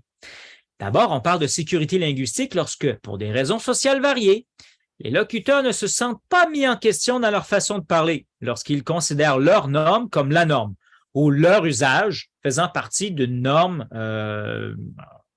reconnue, si on veut. Ça, c'est la sécurité linguistique. À quelque part, on en a tous un peu, hein? C'est jamais tout blanc, tout noir, tu sais. Mais là, ça dépend. En tant qu'apprenant de langue, oui, effectivement, moi, j'ai des cas. Ça fait des années qu'ils apprennent le français. On n'a tellement pas travaillé la prononciation, tellement pas modélisé qui effectivement sont en insécurité linguistique tout le temps, au point tel que des gens arrêtent de parler la langue parce qu'ils se sentent jugés, ils ne se sentent pas confortables. Quel échec total hein, du point de vue de l'enseignement de la langue. On ne veut surtout pas ça. Et donc, justement, l'insécurité linguistique, lorsque les locuteurs considèrent leur façon de parler comme peu valorisante, ou en tout cas, ils ont en tête un autre modèle plus prestigieux qu'ils ne pratiquent pas. Alors, vos apprenants et vous-même, vous êtes de quel côté? De la sécurité ou de l'insécurité? À la base, comme prof, nous, il faut amener les apprenants à être plutôt en sécurité linguistique. Ils peuvent être en insécurité linguistique, mais notre façon de travailler, ne serait-ce que de discuter un peu de ce qu'on fait en ce moment avec nos apprenants, et peut-être en retravaillant la prononciation, en revoyant leur objectif en termes de prononciation, ben oui, c'est possible de renverser la vapeur et de les amener dans un état de sécurité linguistique.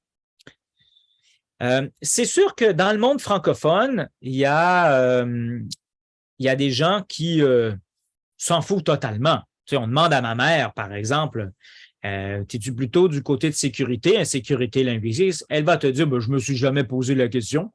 Ben, je suis en sécurité linguistique, je parle la langue et tout le monde me comprend et ça va. Tu sais? Bon.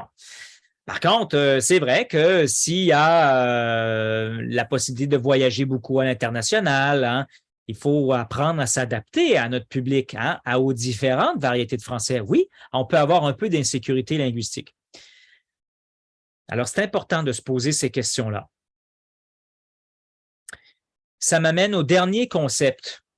Hein? Lorsqu'on a de l'insécurité linguistique, c'est qu'on a des usages qui s'écartent d'une norme. Alors, qu'est-ce donc que les normes et les usages? C'est quoi la norme et les usages? Et c'est fondamental et c'est ça qui est contributoire finalement à faire la promotion d'un accent par rapport à d'autres et en même temps contribuer à ces sentiments linguistiques-là. Alors, voici ce que je peux vous proposer. La norme, il y a deux sens. Il y a le sens étroit. On peut le comprendre comme l'équivalent de standard, le bon usage. Au sens large, il correspond à l'usage selon les divers registres langagiers. Oui, parce que pour chacun des registres langagiers, il y a un système. La langue, c'est un système. Il faut trouver le système. Et donc, si on est en familier, puis tout d'un coup, on arrive dans un environnement standard, les gens vont trouver qu'on est un peu bizarre. Et à l'inverse, si on essaie d'avoir un français très recherché, là, avec le firmament et tout ça, et puis on s'en va dans une région ou un lieu où finalement les gens parlent plutôt en familier, ben, les gens vont trouver qu'ils s'écartent pas mal de leurs normes. Alors oui, il existe plusieurs normes.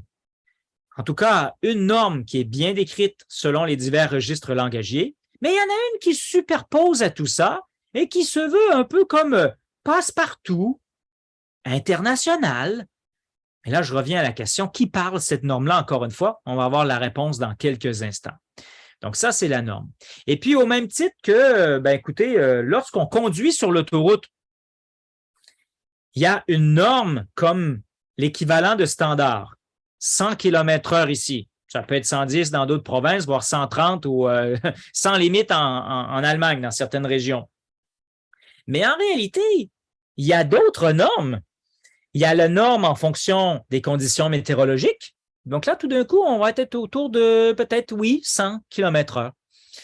Il y a la norme normale du trafic, 120. Vous avez peut-être votre norme à vous de gens pressés, 130, hein, etc., etc. Alors voilà, la langue, c'est exactement comme ça.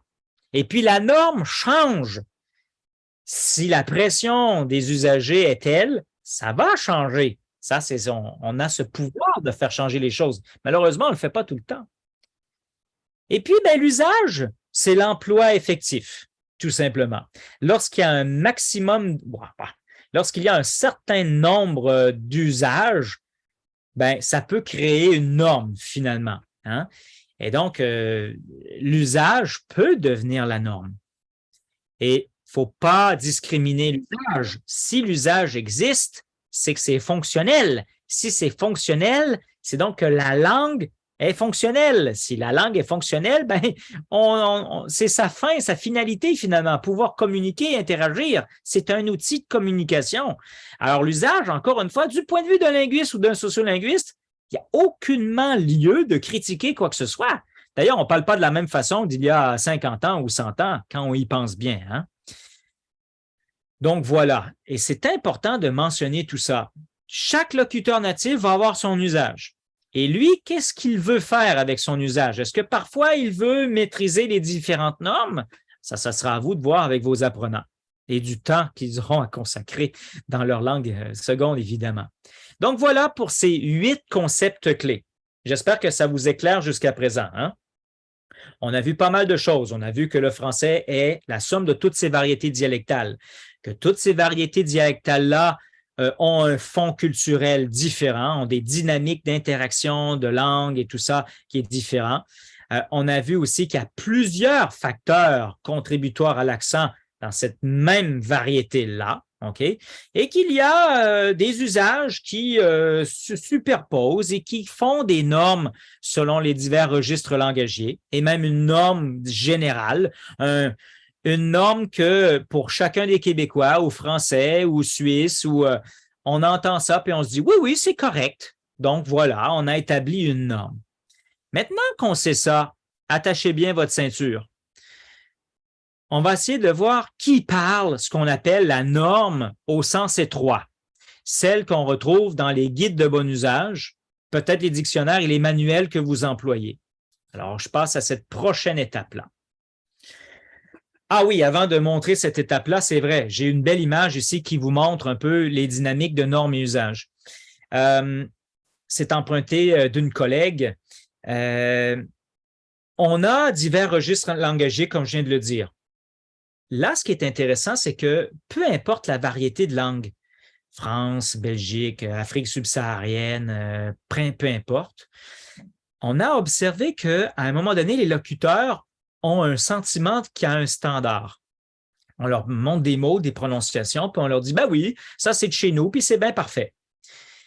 Et puis, on a un familier, inévitablement, où il y a peut-être ces phénomènes de phonétique combinatoire-là qui sont exacerbés, par exemple. Alors, ce qui est intéressant, c'est qu'il y a du familier, notamment, il y a du standard, mais il n'y a aucune variété qui se rejoint parfaitement au niveau du standard. Mais il y a un rapprochement. C'est-à-dire que moi, si je veux, je peux être compris partout dans la francophonie. Mais si je veux que personne ne comprenne en français, je suis capable de le faire aussi. J'ai mon familier. Et justement, l'image ici le montre, il y a des écarts qui sont de plus en plus importants par rapport au familier. Mais justement, ce que cette image-là montre, et c'est ce qu'on va découvrir, c'est qu'il n'y a pas qu'un seul standard et ce français international n'existe pas. Alors, d'un point de vue pédagogique, je pense qu'on en reparlera dans quelques instants, il faut vraiment initier les gens à ces réalités-là pour éviter les sentiments d'insécurité linguistique et même faire des liens avec leur propre langue maternelle. Ça, c'est fondamental. OK, alors que nous disent les données à l'heure actuelle sur le français? Il y a un groupe de chercheurs qui, depuis plusieurs années, ont monté un programme qui s'appelle Phonologie du français contemporain. On cherche à décrire deux choses. Là, c'est vraiment le mot phonologie ici qui m'intéresse. Là, ça aurait pu être phonétique, mais il s'intéresse surtout à l'inventaire des voyelles. Donc, il parle d'inventaire des voyelles. Ce sont les sons fonctionnels dans la langue. C'est ça, la phonologie. En phonétique, ce serait quelles sont les qualités vocaliques, les durées, les qualités acoustiques de ces voyelles-là. Là, on serait plutôt en phonétique. Et il y a un autre phénomène qui s'appelle la liaison. On fait toute une histoire avec l'enseignement de la liaison, mais là, je n'ai pas le temps de vous parler de ça en détail. Je vous présenterai le livre qui en parle le plus. Moi, je vais plutôt mettre l'accent ici sur l'inventaire des voyelles.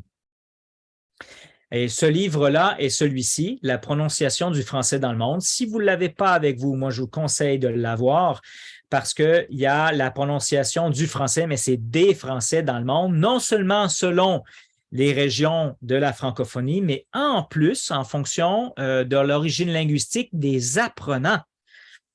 Donc, vous irez voir ça, ce livre-là, La prononciation du français dans le monde. Moi, quand je l'ai acheté il y a quelques années, il y avait un CD à l'intérieur où on entendait un peu ce que je vous ai présenté tout à l'heure. Là, j'imagine qu'il doit y avoir un lien web à aller télécharger. Il faudrait que je vérifie ça d'ailleurs. OK. Donc, si on regarde le français standard ou conventionnel, on vous dit qu'il y a au niveau des voyelles 15 voyelles et 20 consonnes. Après, votre manuel, il fait ce qu'il veut, OK? Moi, je vous dis simplement, du point de vue des grandes instances qui protègent la langue, qui font la promotion de la langue, clairement, 15 voyelles, 20 consonnes. Dans les 20 consonnes, il y a 17 consonnes et 3 semi-consonnes, semi-voyelles, si vous voulez. OK, la question que se posaient les chercheurs, c'est est-ce que tout le monde dans la francophonie ont cet inventaire-là en termes de quantité, voire même de qualité? Alors, combien de phonèmes en français parisien, en français du sud de la France, en français québécois, etc.? Alors, voici quelques données intéressantes. D'abord, vous allez jouer le jeu. Vous allez regarder ici les paires de mots, OK? Et puis, vous répondez à la question suivante. Comment prononcez-vous les mots de chaque paire? Est-ce qu'ils ont la même prononciation ou c'est différent? Alors, je vous donne quelques instants pour lire ça.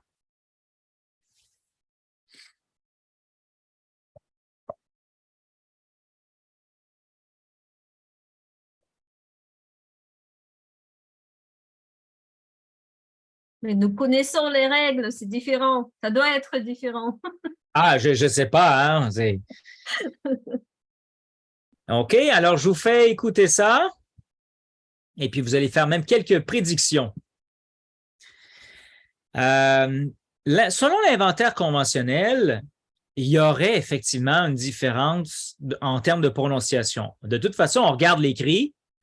Le conventionnel cherche quand même à se rapprocher de l'écrit.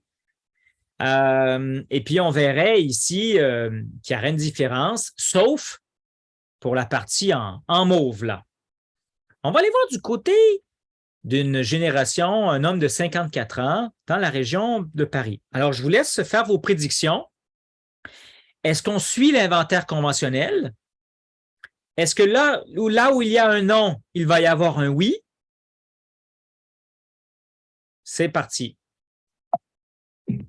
Piquet, piquet, piquet, piquet, épée, d'épais, jaune, jaune, feutre, peuple, paume, pomme, roc, roc, beauté, beauté, fête, fête, pâte, pâte, mal, mal, brun, brun.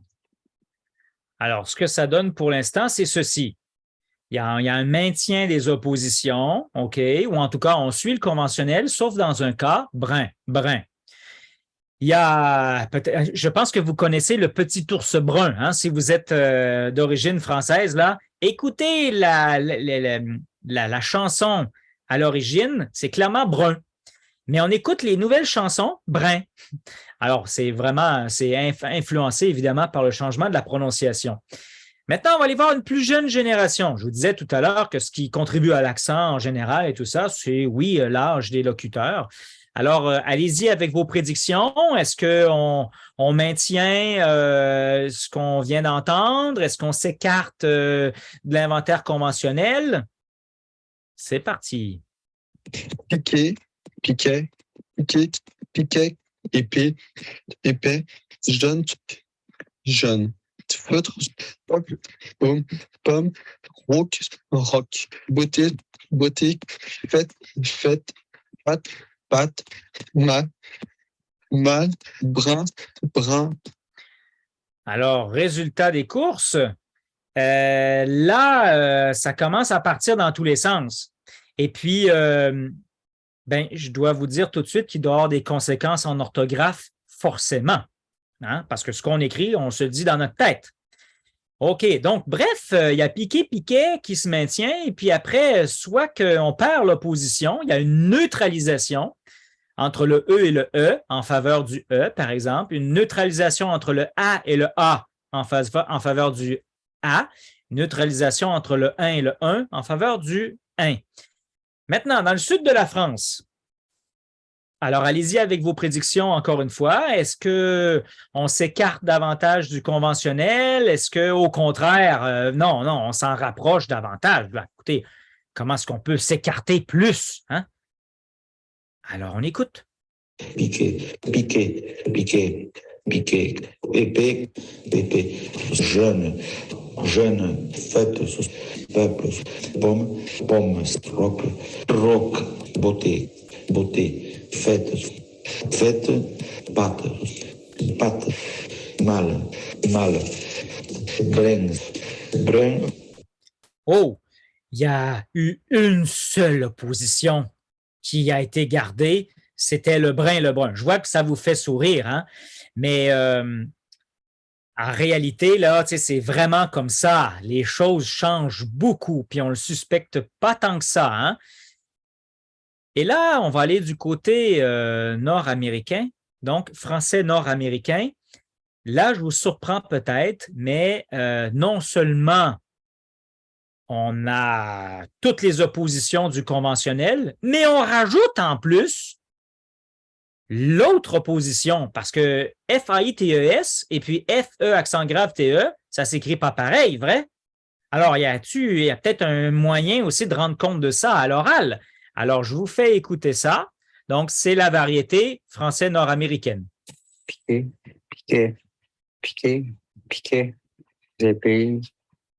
épée, jeune, feuille, peuple, pomme, roc, beauté, bâtisse, fête, pâte, pâle, mal, mâle, brun. Alors, vous avez certainement entendu la différence entre fête et fête. Alors, quelle est la différence entre les deux sons? Juste pour la petite histoire, OK? Donc, il y a eu une neutralisation en français européen, je dirais.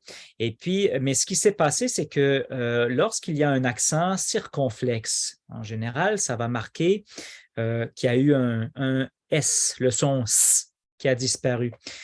Fête, hein, fiesta, okay, par exemple en italien ou en espagnol. Et donc, le S s'est amui, mais son unité de temps a été absorbée par la voyelle qui précède. Donc, ça a allongé la voyelle. Et une voyelle longue, traditionnellement, que ce soit en français, mais même on l'avait dans d'autres variétés de français dans l'histoire du français, les voyelles longues tendent à changer un peu hein, de timbre en cours d'émission. Alors, les voyelles longues comme ça, fête, alors à un moment donné, bon, ça fait fait, donc on ouvre un petit peu la bouche si vous voulez. Alors, c'est un son clairement qui est plus long que le « et » qui peut être ce qu'on appelle diphtongué aussi, fête, d'accord? Et donc, finalement, on en arrive à un système qui est au-delà du conventionnel. Alors, ma question, c'était, qui suit la norme dans la francophonie? La réponse est personne. Oh, il y a Elena qui dit moi. Non, pas toi, pas plus que les autres.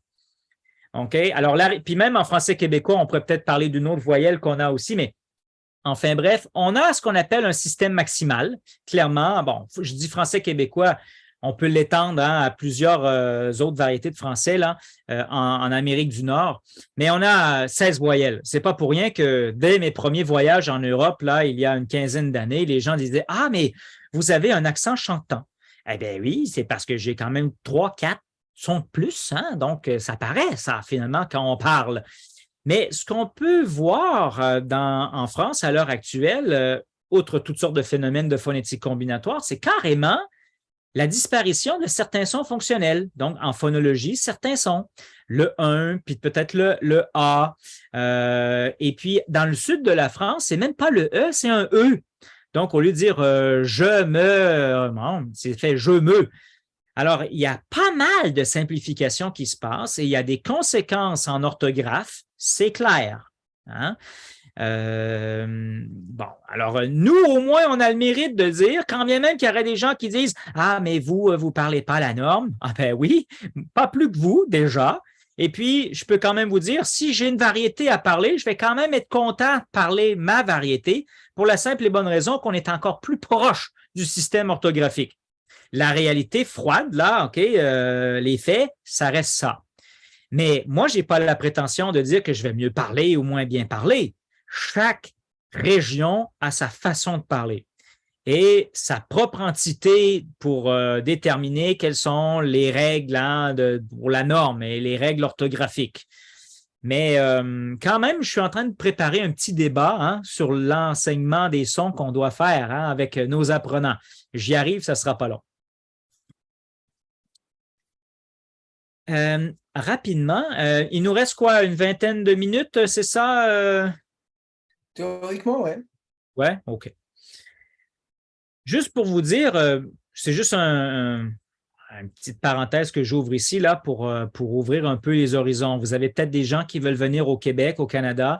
Il y a raison d'avoir des gens qui viennent ici parce que dans le monde à l'heure actuelle, je ne connais pas aucun autre endroit qui a une telle pénurie de main-d'œuvre.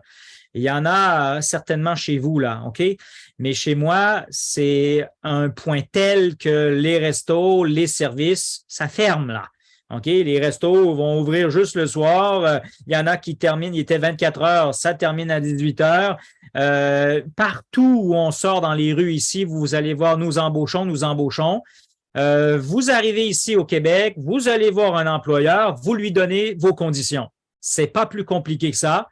C'est ça la réalité. Conditions de travail, conditions de salaire, puis si ça ne fait pas, vous allez voir le voisin d'à côté. C'est ça la réalité. Fait que tôt ou tard, j'imagine, il y a peut-être des gens qui vont s'intéresser à venir au Québec.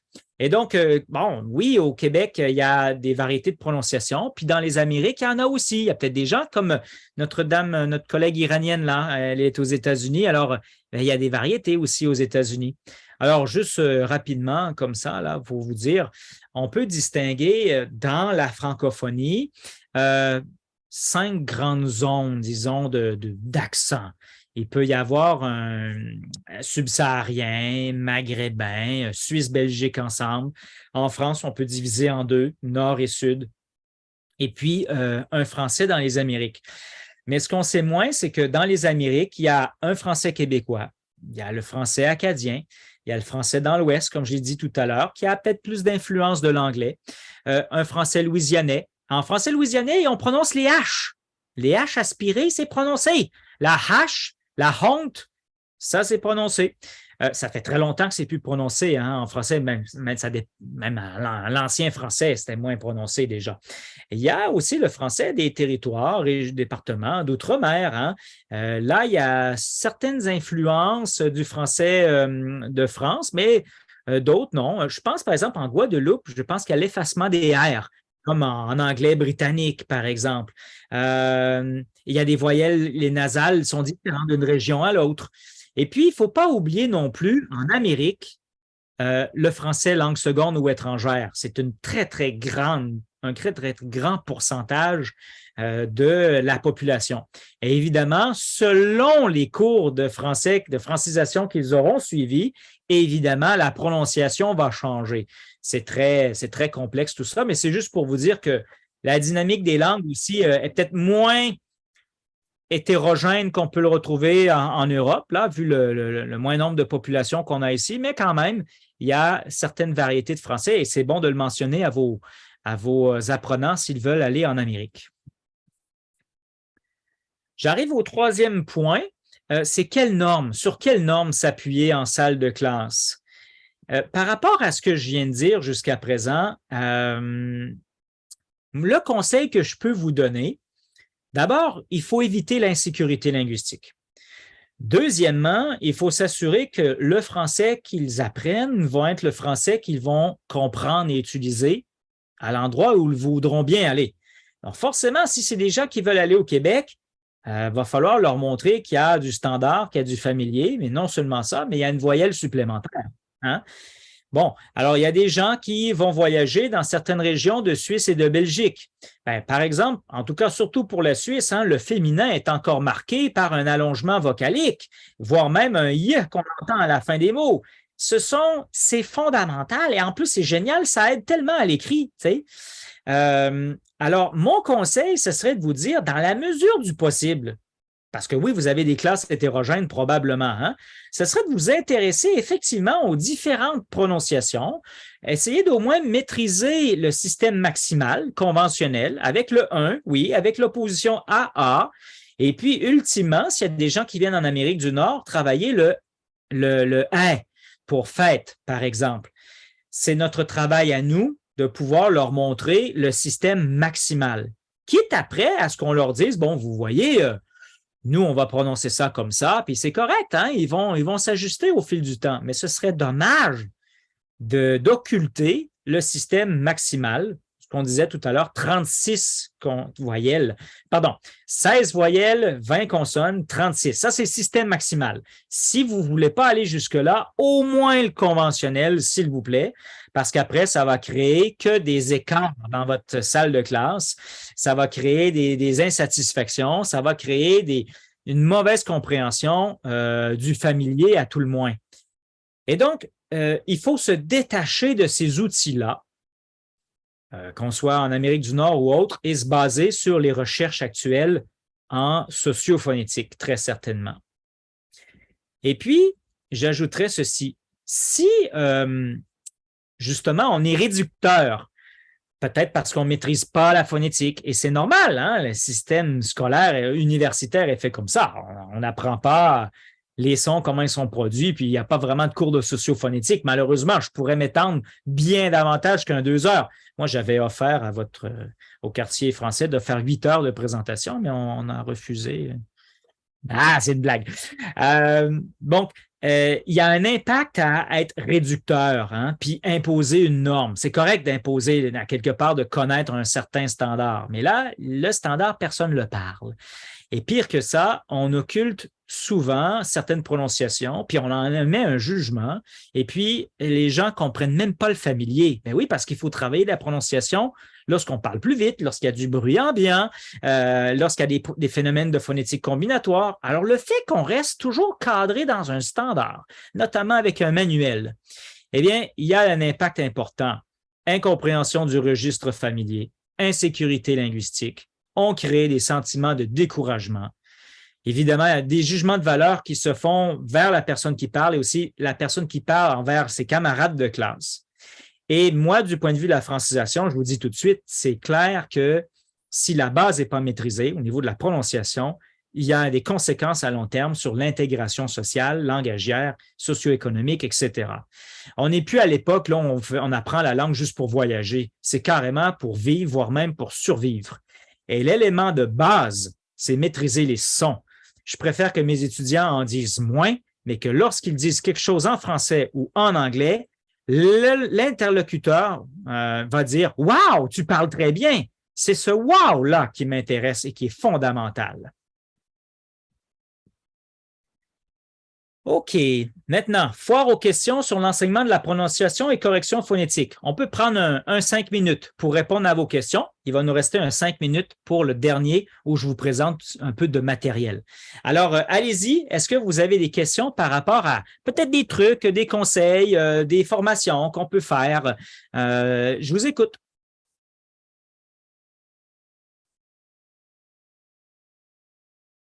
Je peux même arrêter mon partage pour l'instant. Allez-y.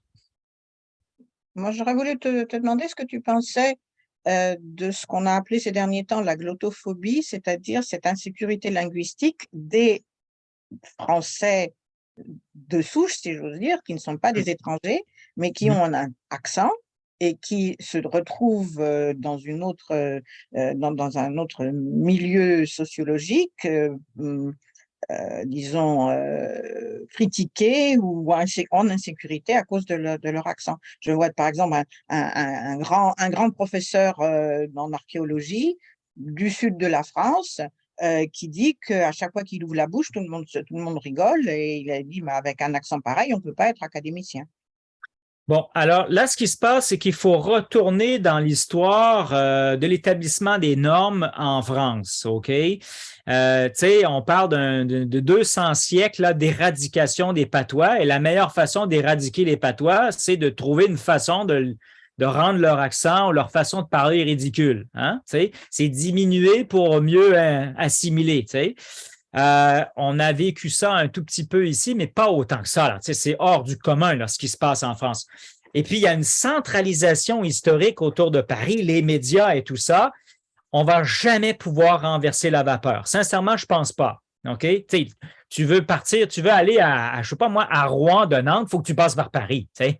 Bon, alors ça va être très difficile de changer ça. La seule façon de le faire, OK, ça va être peut-être de réintroduire certains cours de linguistique dans les programmes scolaires. Nous, écoute, ça fait longtemps qu'il n'y en a plus de cours de linguistique et c'est dommage parce que les gens, ils sont dans les mythes à temps plein. Hein? Connaître des éléments de base en linguistique, c'est fantastique. On intéresse tout le monde. Et je dis toujours à mes étudiants, c'est comme ça que vous allez trouver l'âme sœur, parce que vous allez tellement les intéresser. Bon, alors, pour dire vrai, Michel, c'est un poids culturel très, très fort, OK? Une façon, ça va être difficile à changer. Ça peut changer grâce à des cours de linguistique. Ça va être difficile. Ça s'est amélioré, hein, cela dit. Ça s'est amélioré. Les gens commençaient à voyager au Québec et vice-versa. On peut entendre des médias grâce à Internet et tout ça. C'est correct, OK? Mais je pense que dans notre fort intérieur de locuteurs francophones, il faut revenir à la base. On est francophone, on est fonctionnel, ça marche, OK? La langue, une norme s'est imposée grâce à l'armée. Hein? On peut éduquer les jeunes et leur dire c'est comme ça. Une norme s'est imposée par la force, par l'armée. Si demain matin, on découvre non, on en a du pétrole au Québec. Mais si, supposons, demain matin, on promet la Lune à tout le monde lorsqu'ils viennent ici, la norme va devenir le français québécois. Tu sais, c'est clair, OK?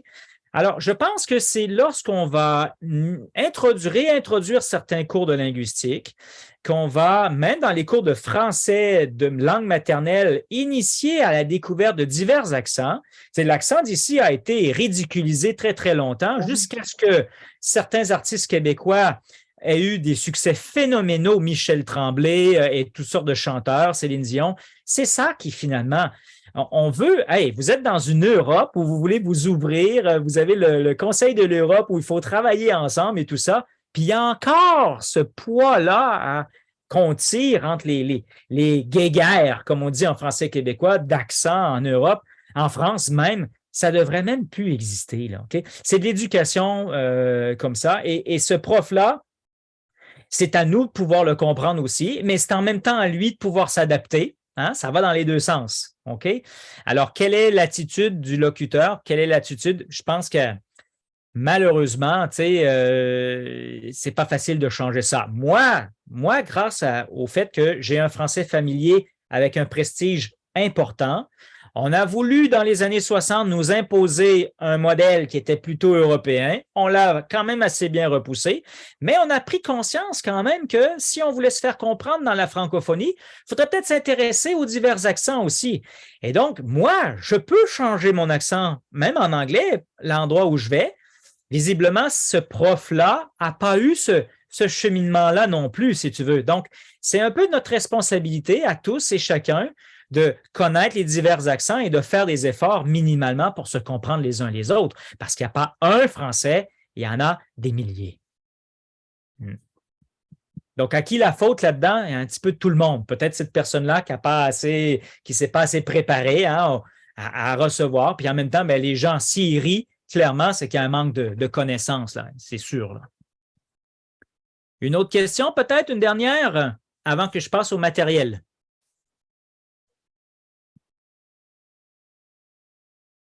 La plupart des gens me demandent toujours, mais comment vous travaillez la prononciation dès le départ? Alors, d'abord, déjà, on n'a pas de manuel. Hein, et puis, on doit développer les habiletés en discrimination auditive.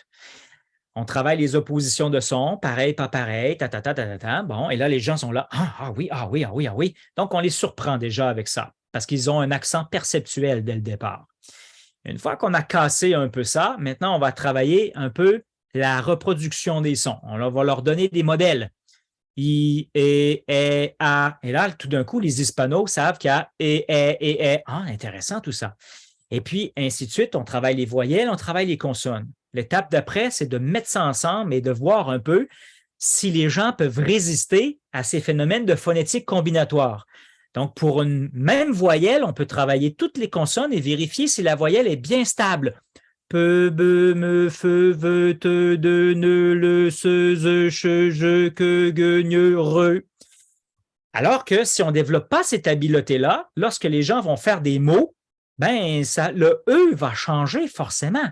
Donc, il faut travailler la stabilité des consonnes et des voyelles dans divers environnements syllabiques. Une fois que ça, c'est fait, oh là, nos apprenants sont capables de modéliser les choses.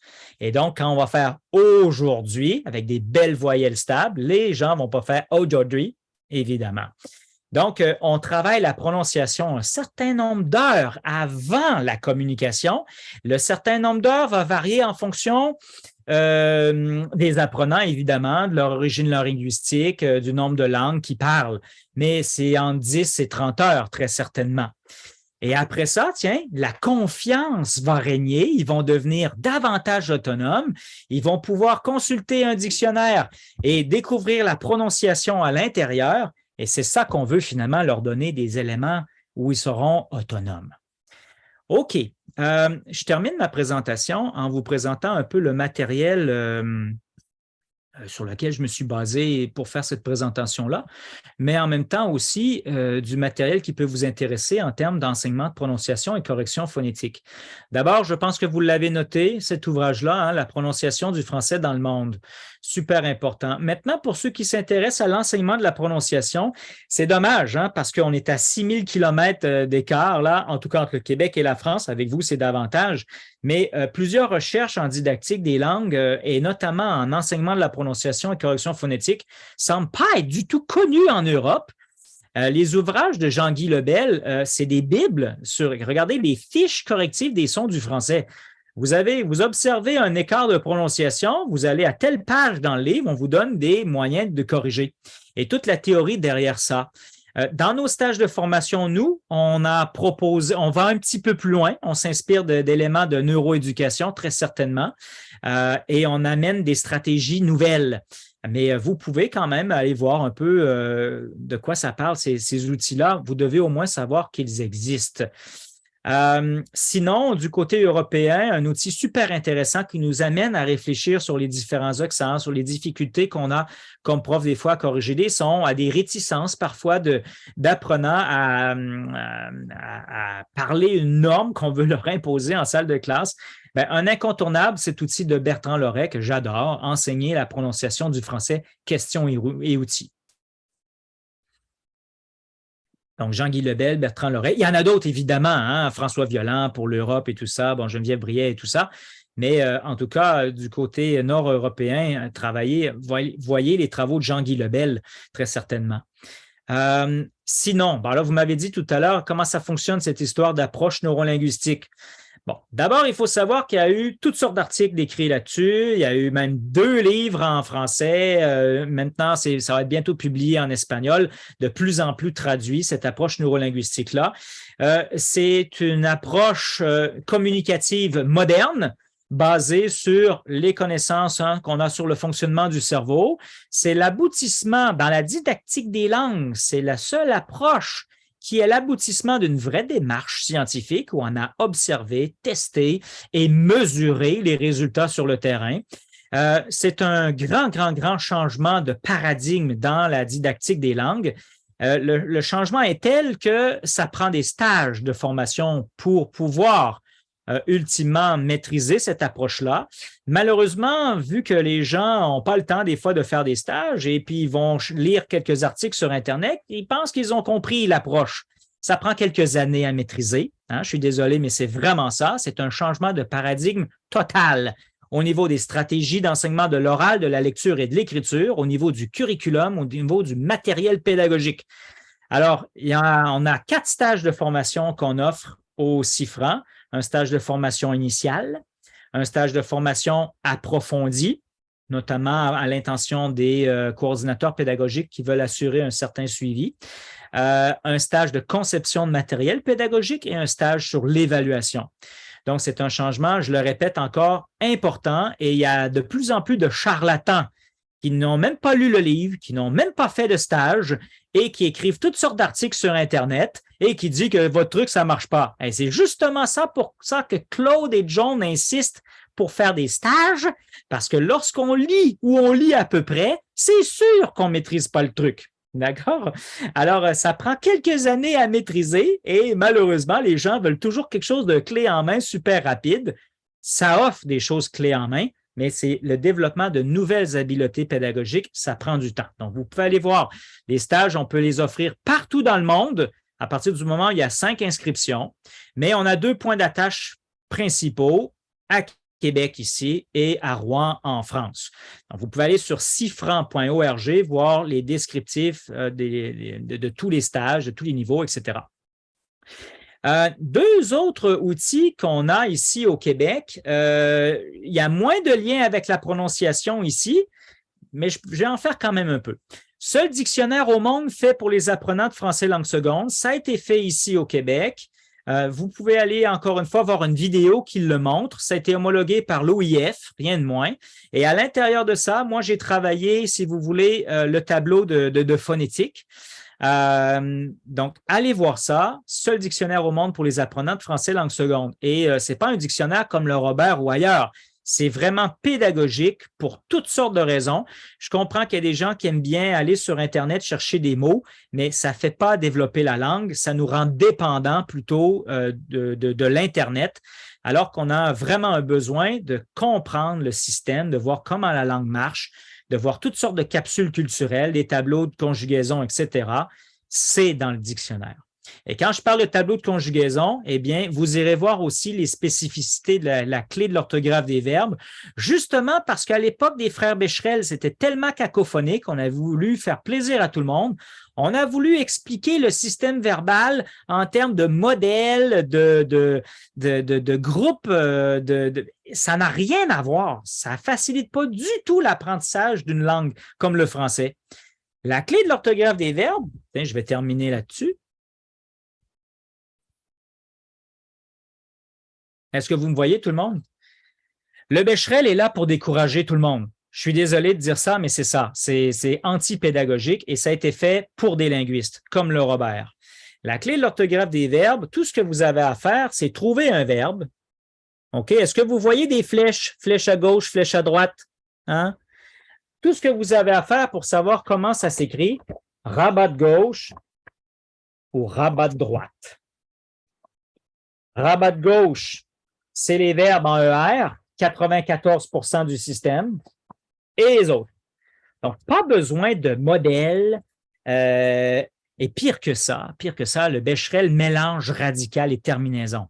Alors, du point de vue de l'histoire de la langue, du fonctionnement de la langue, on déroute totalement les apprenants.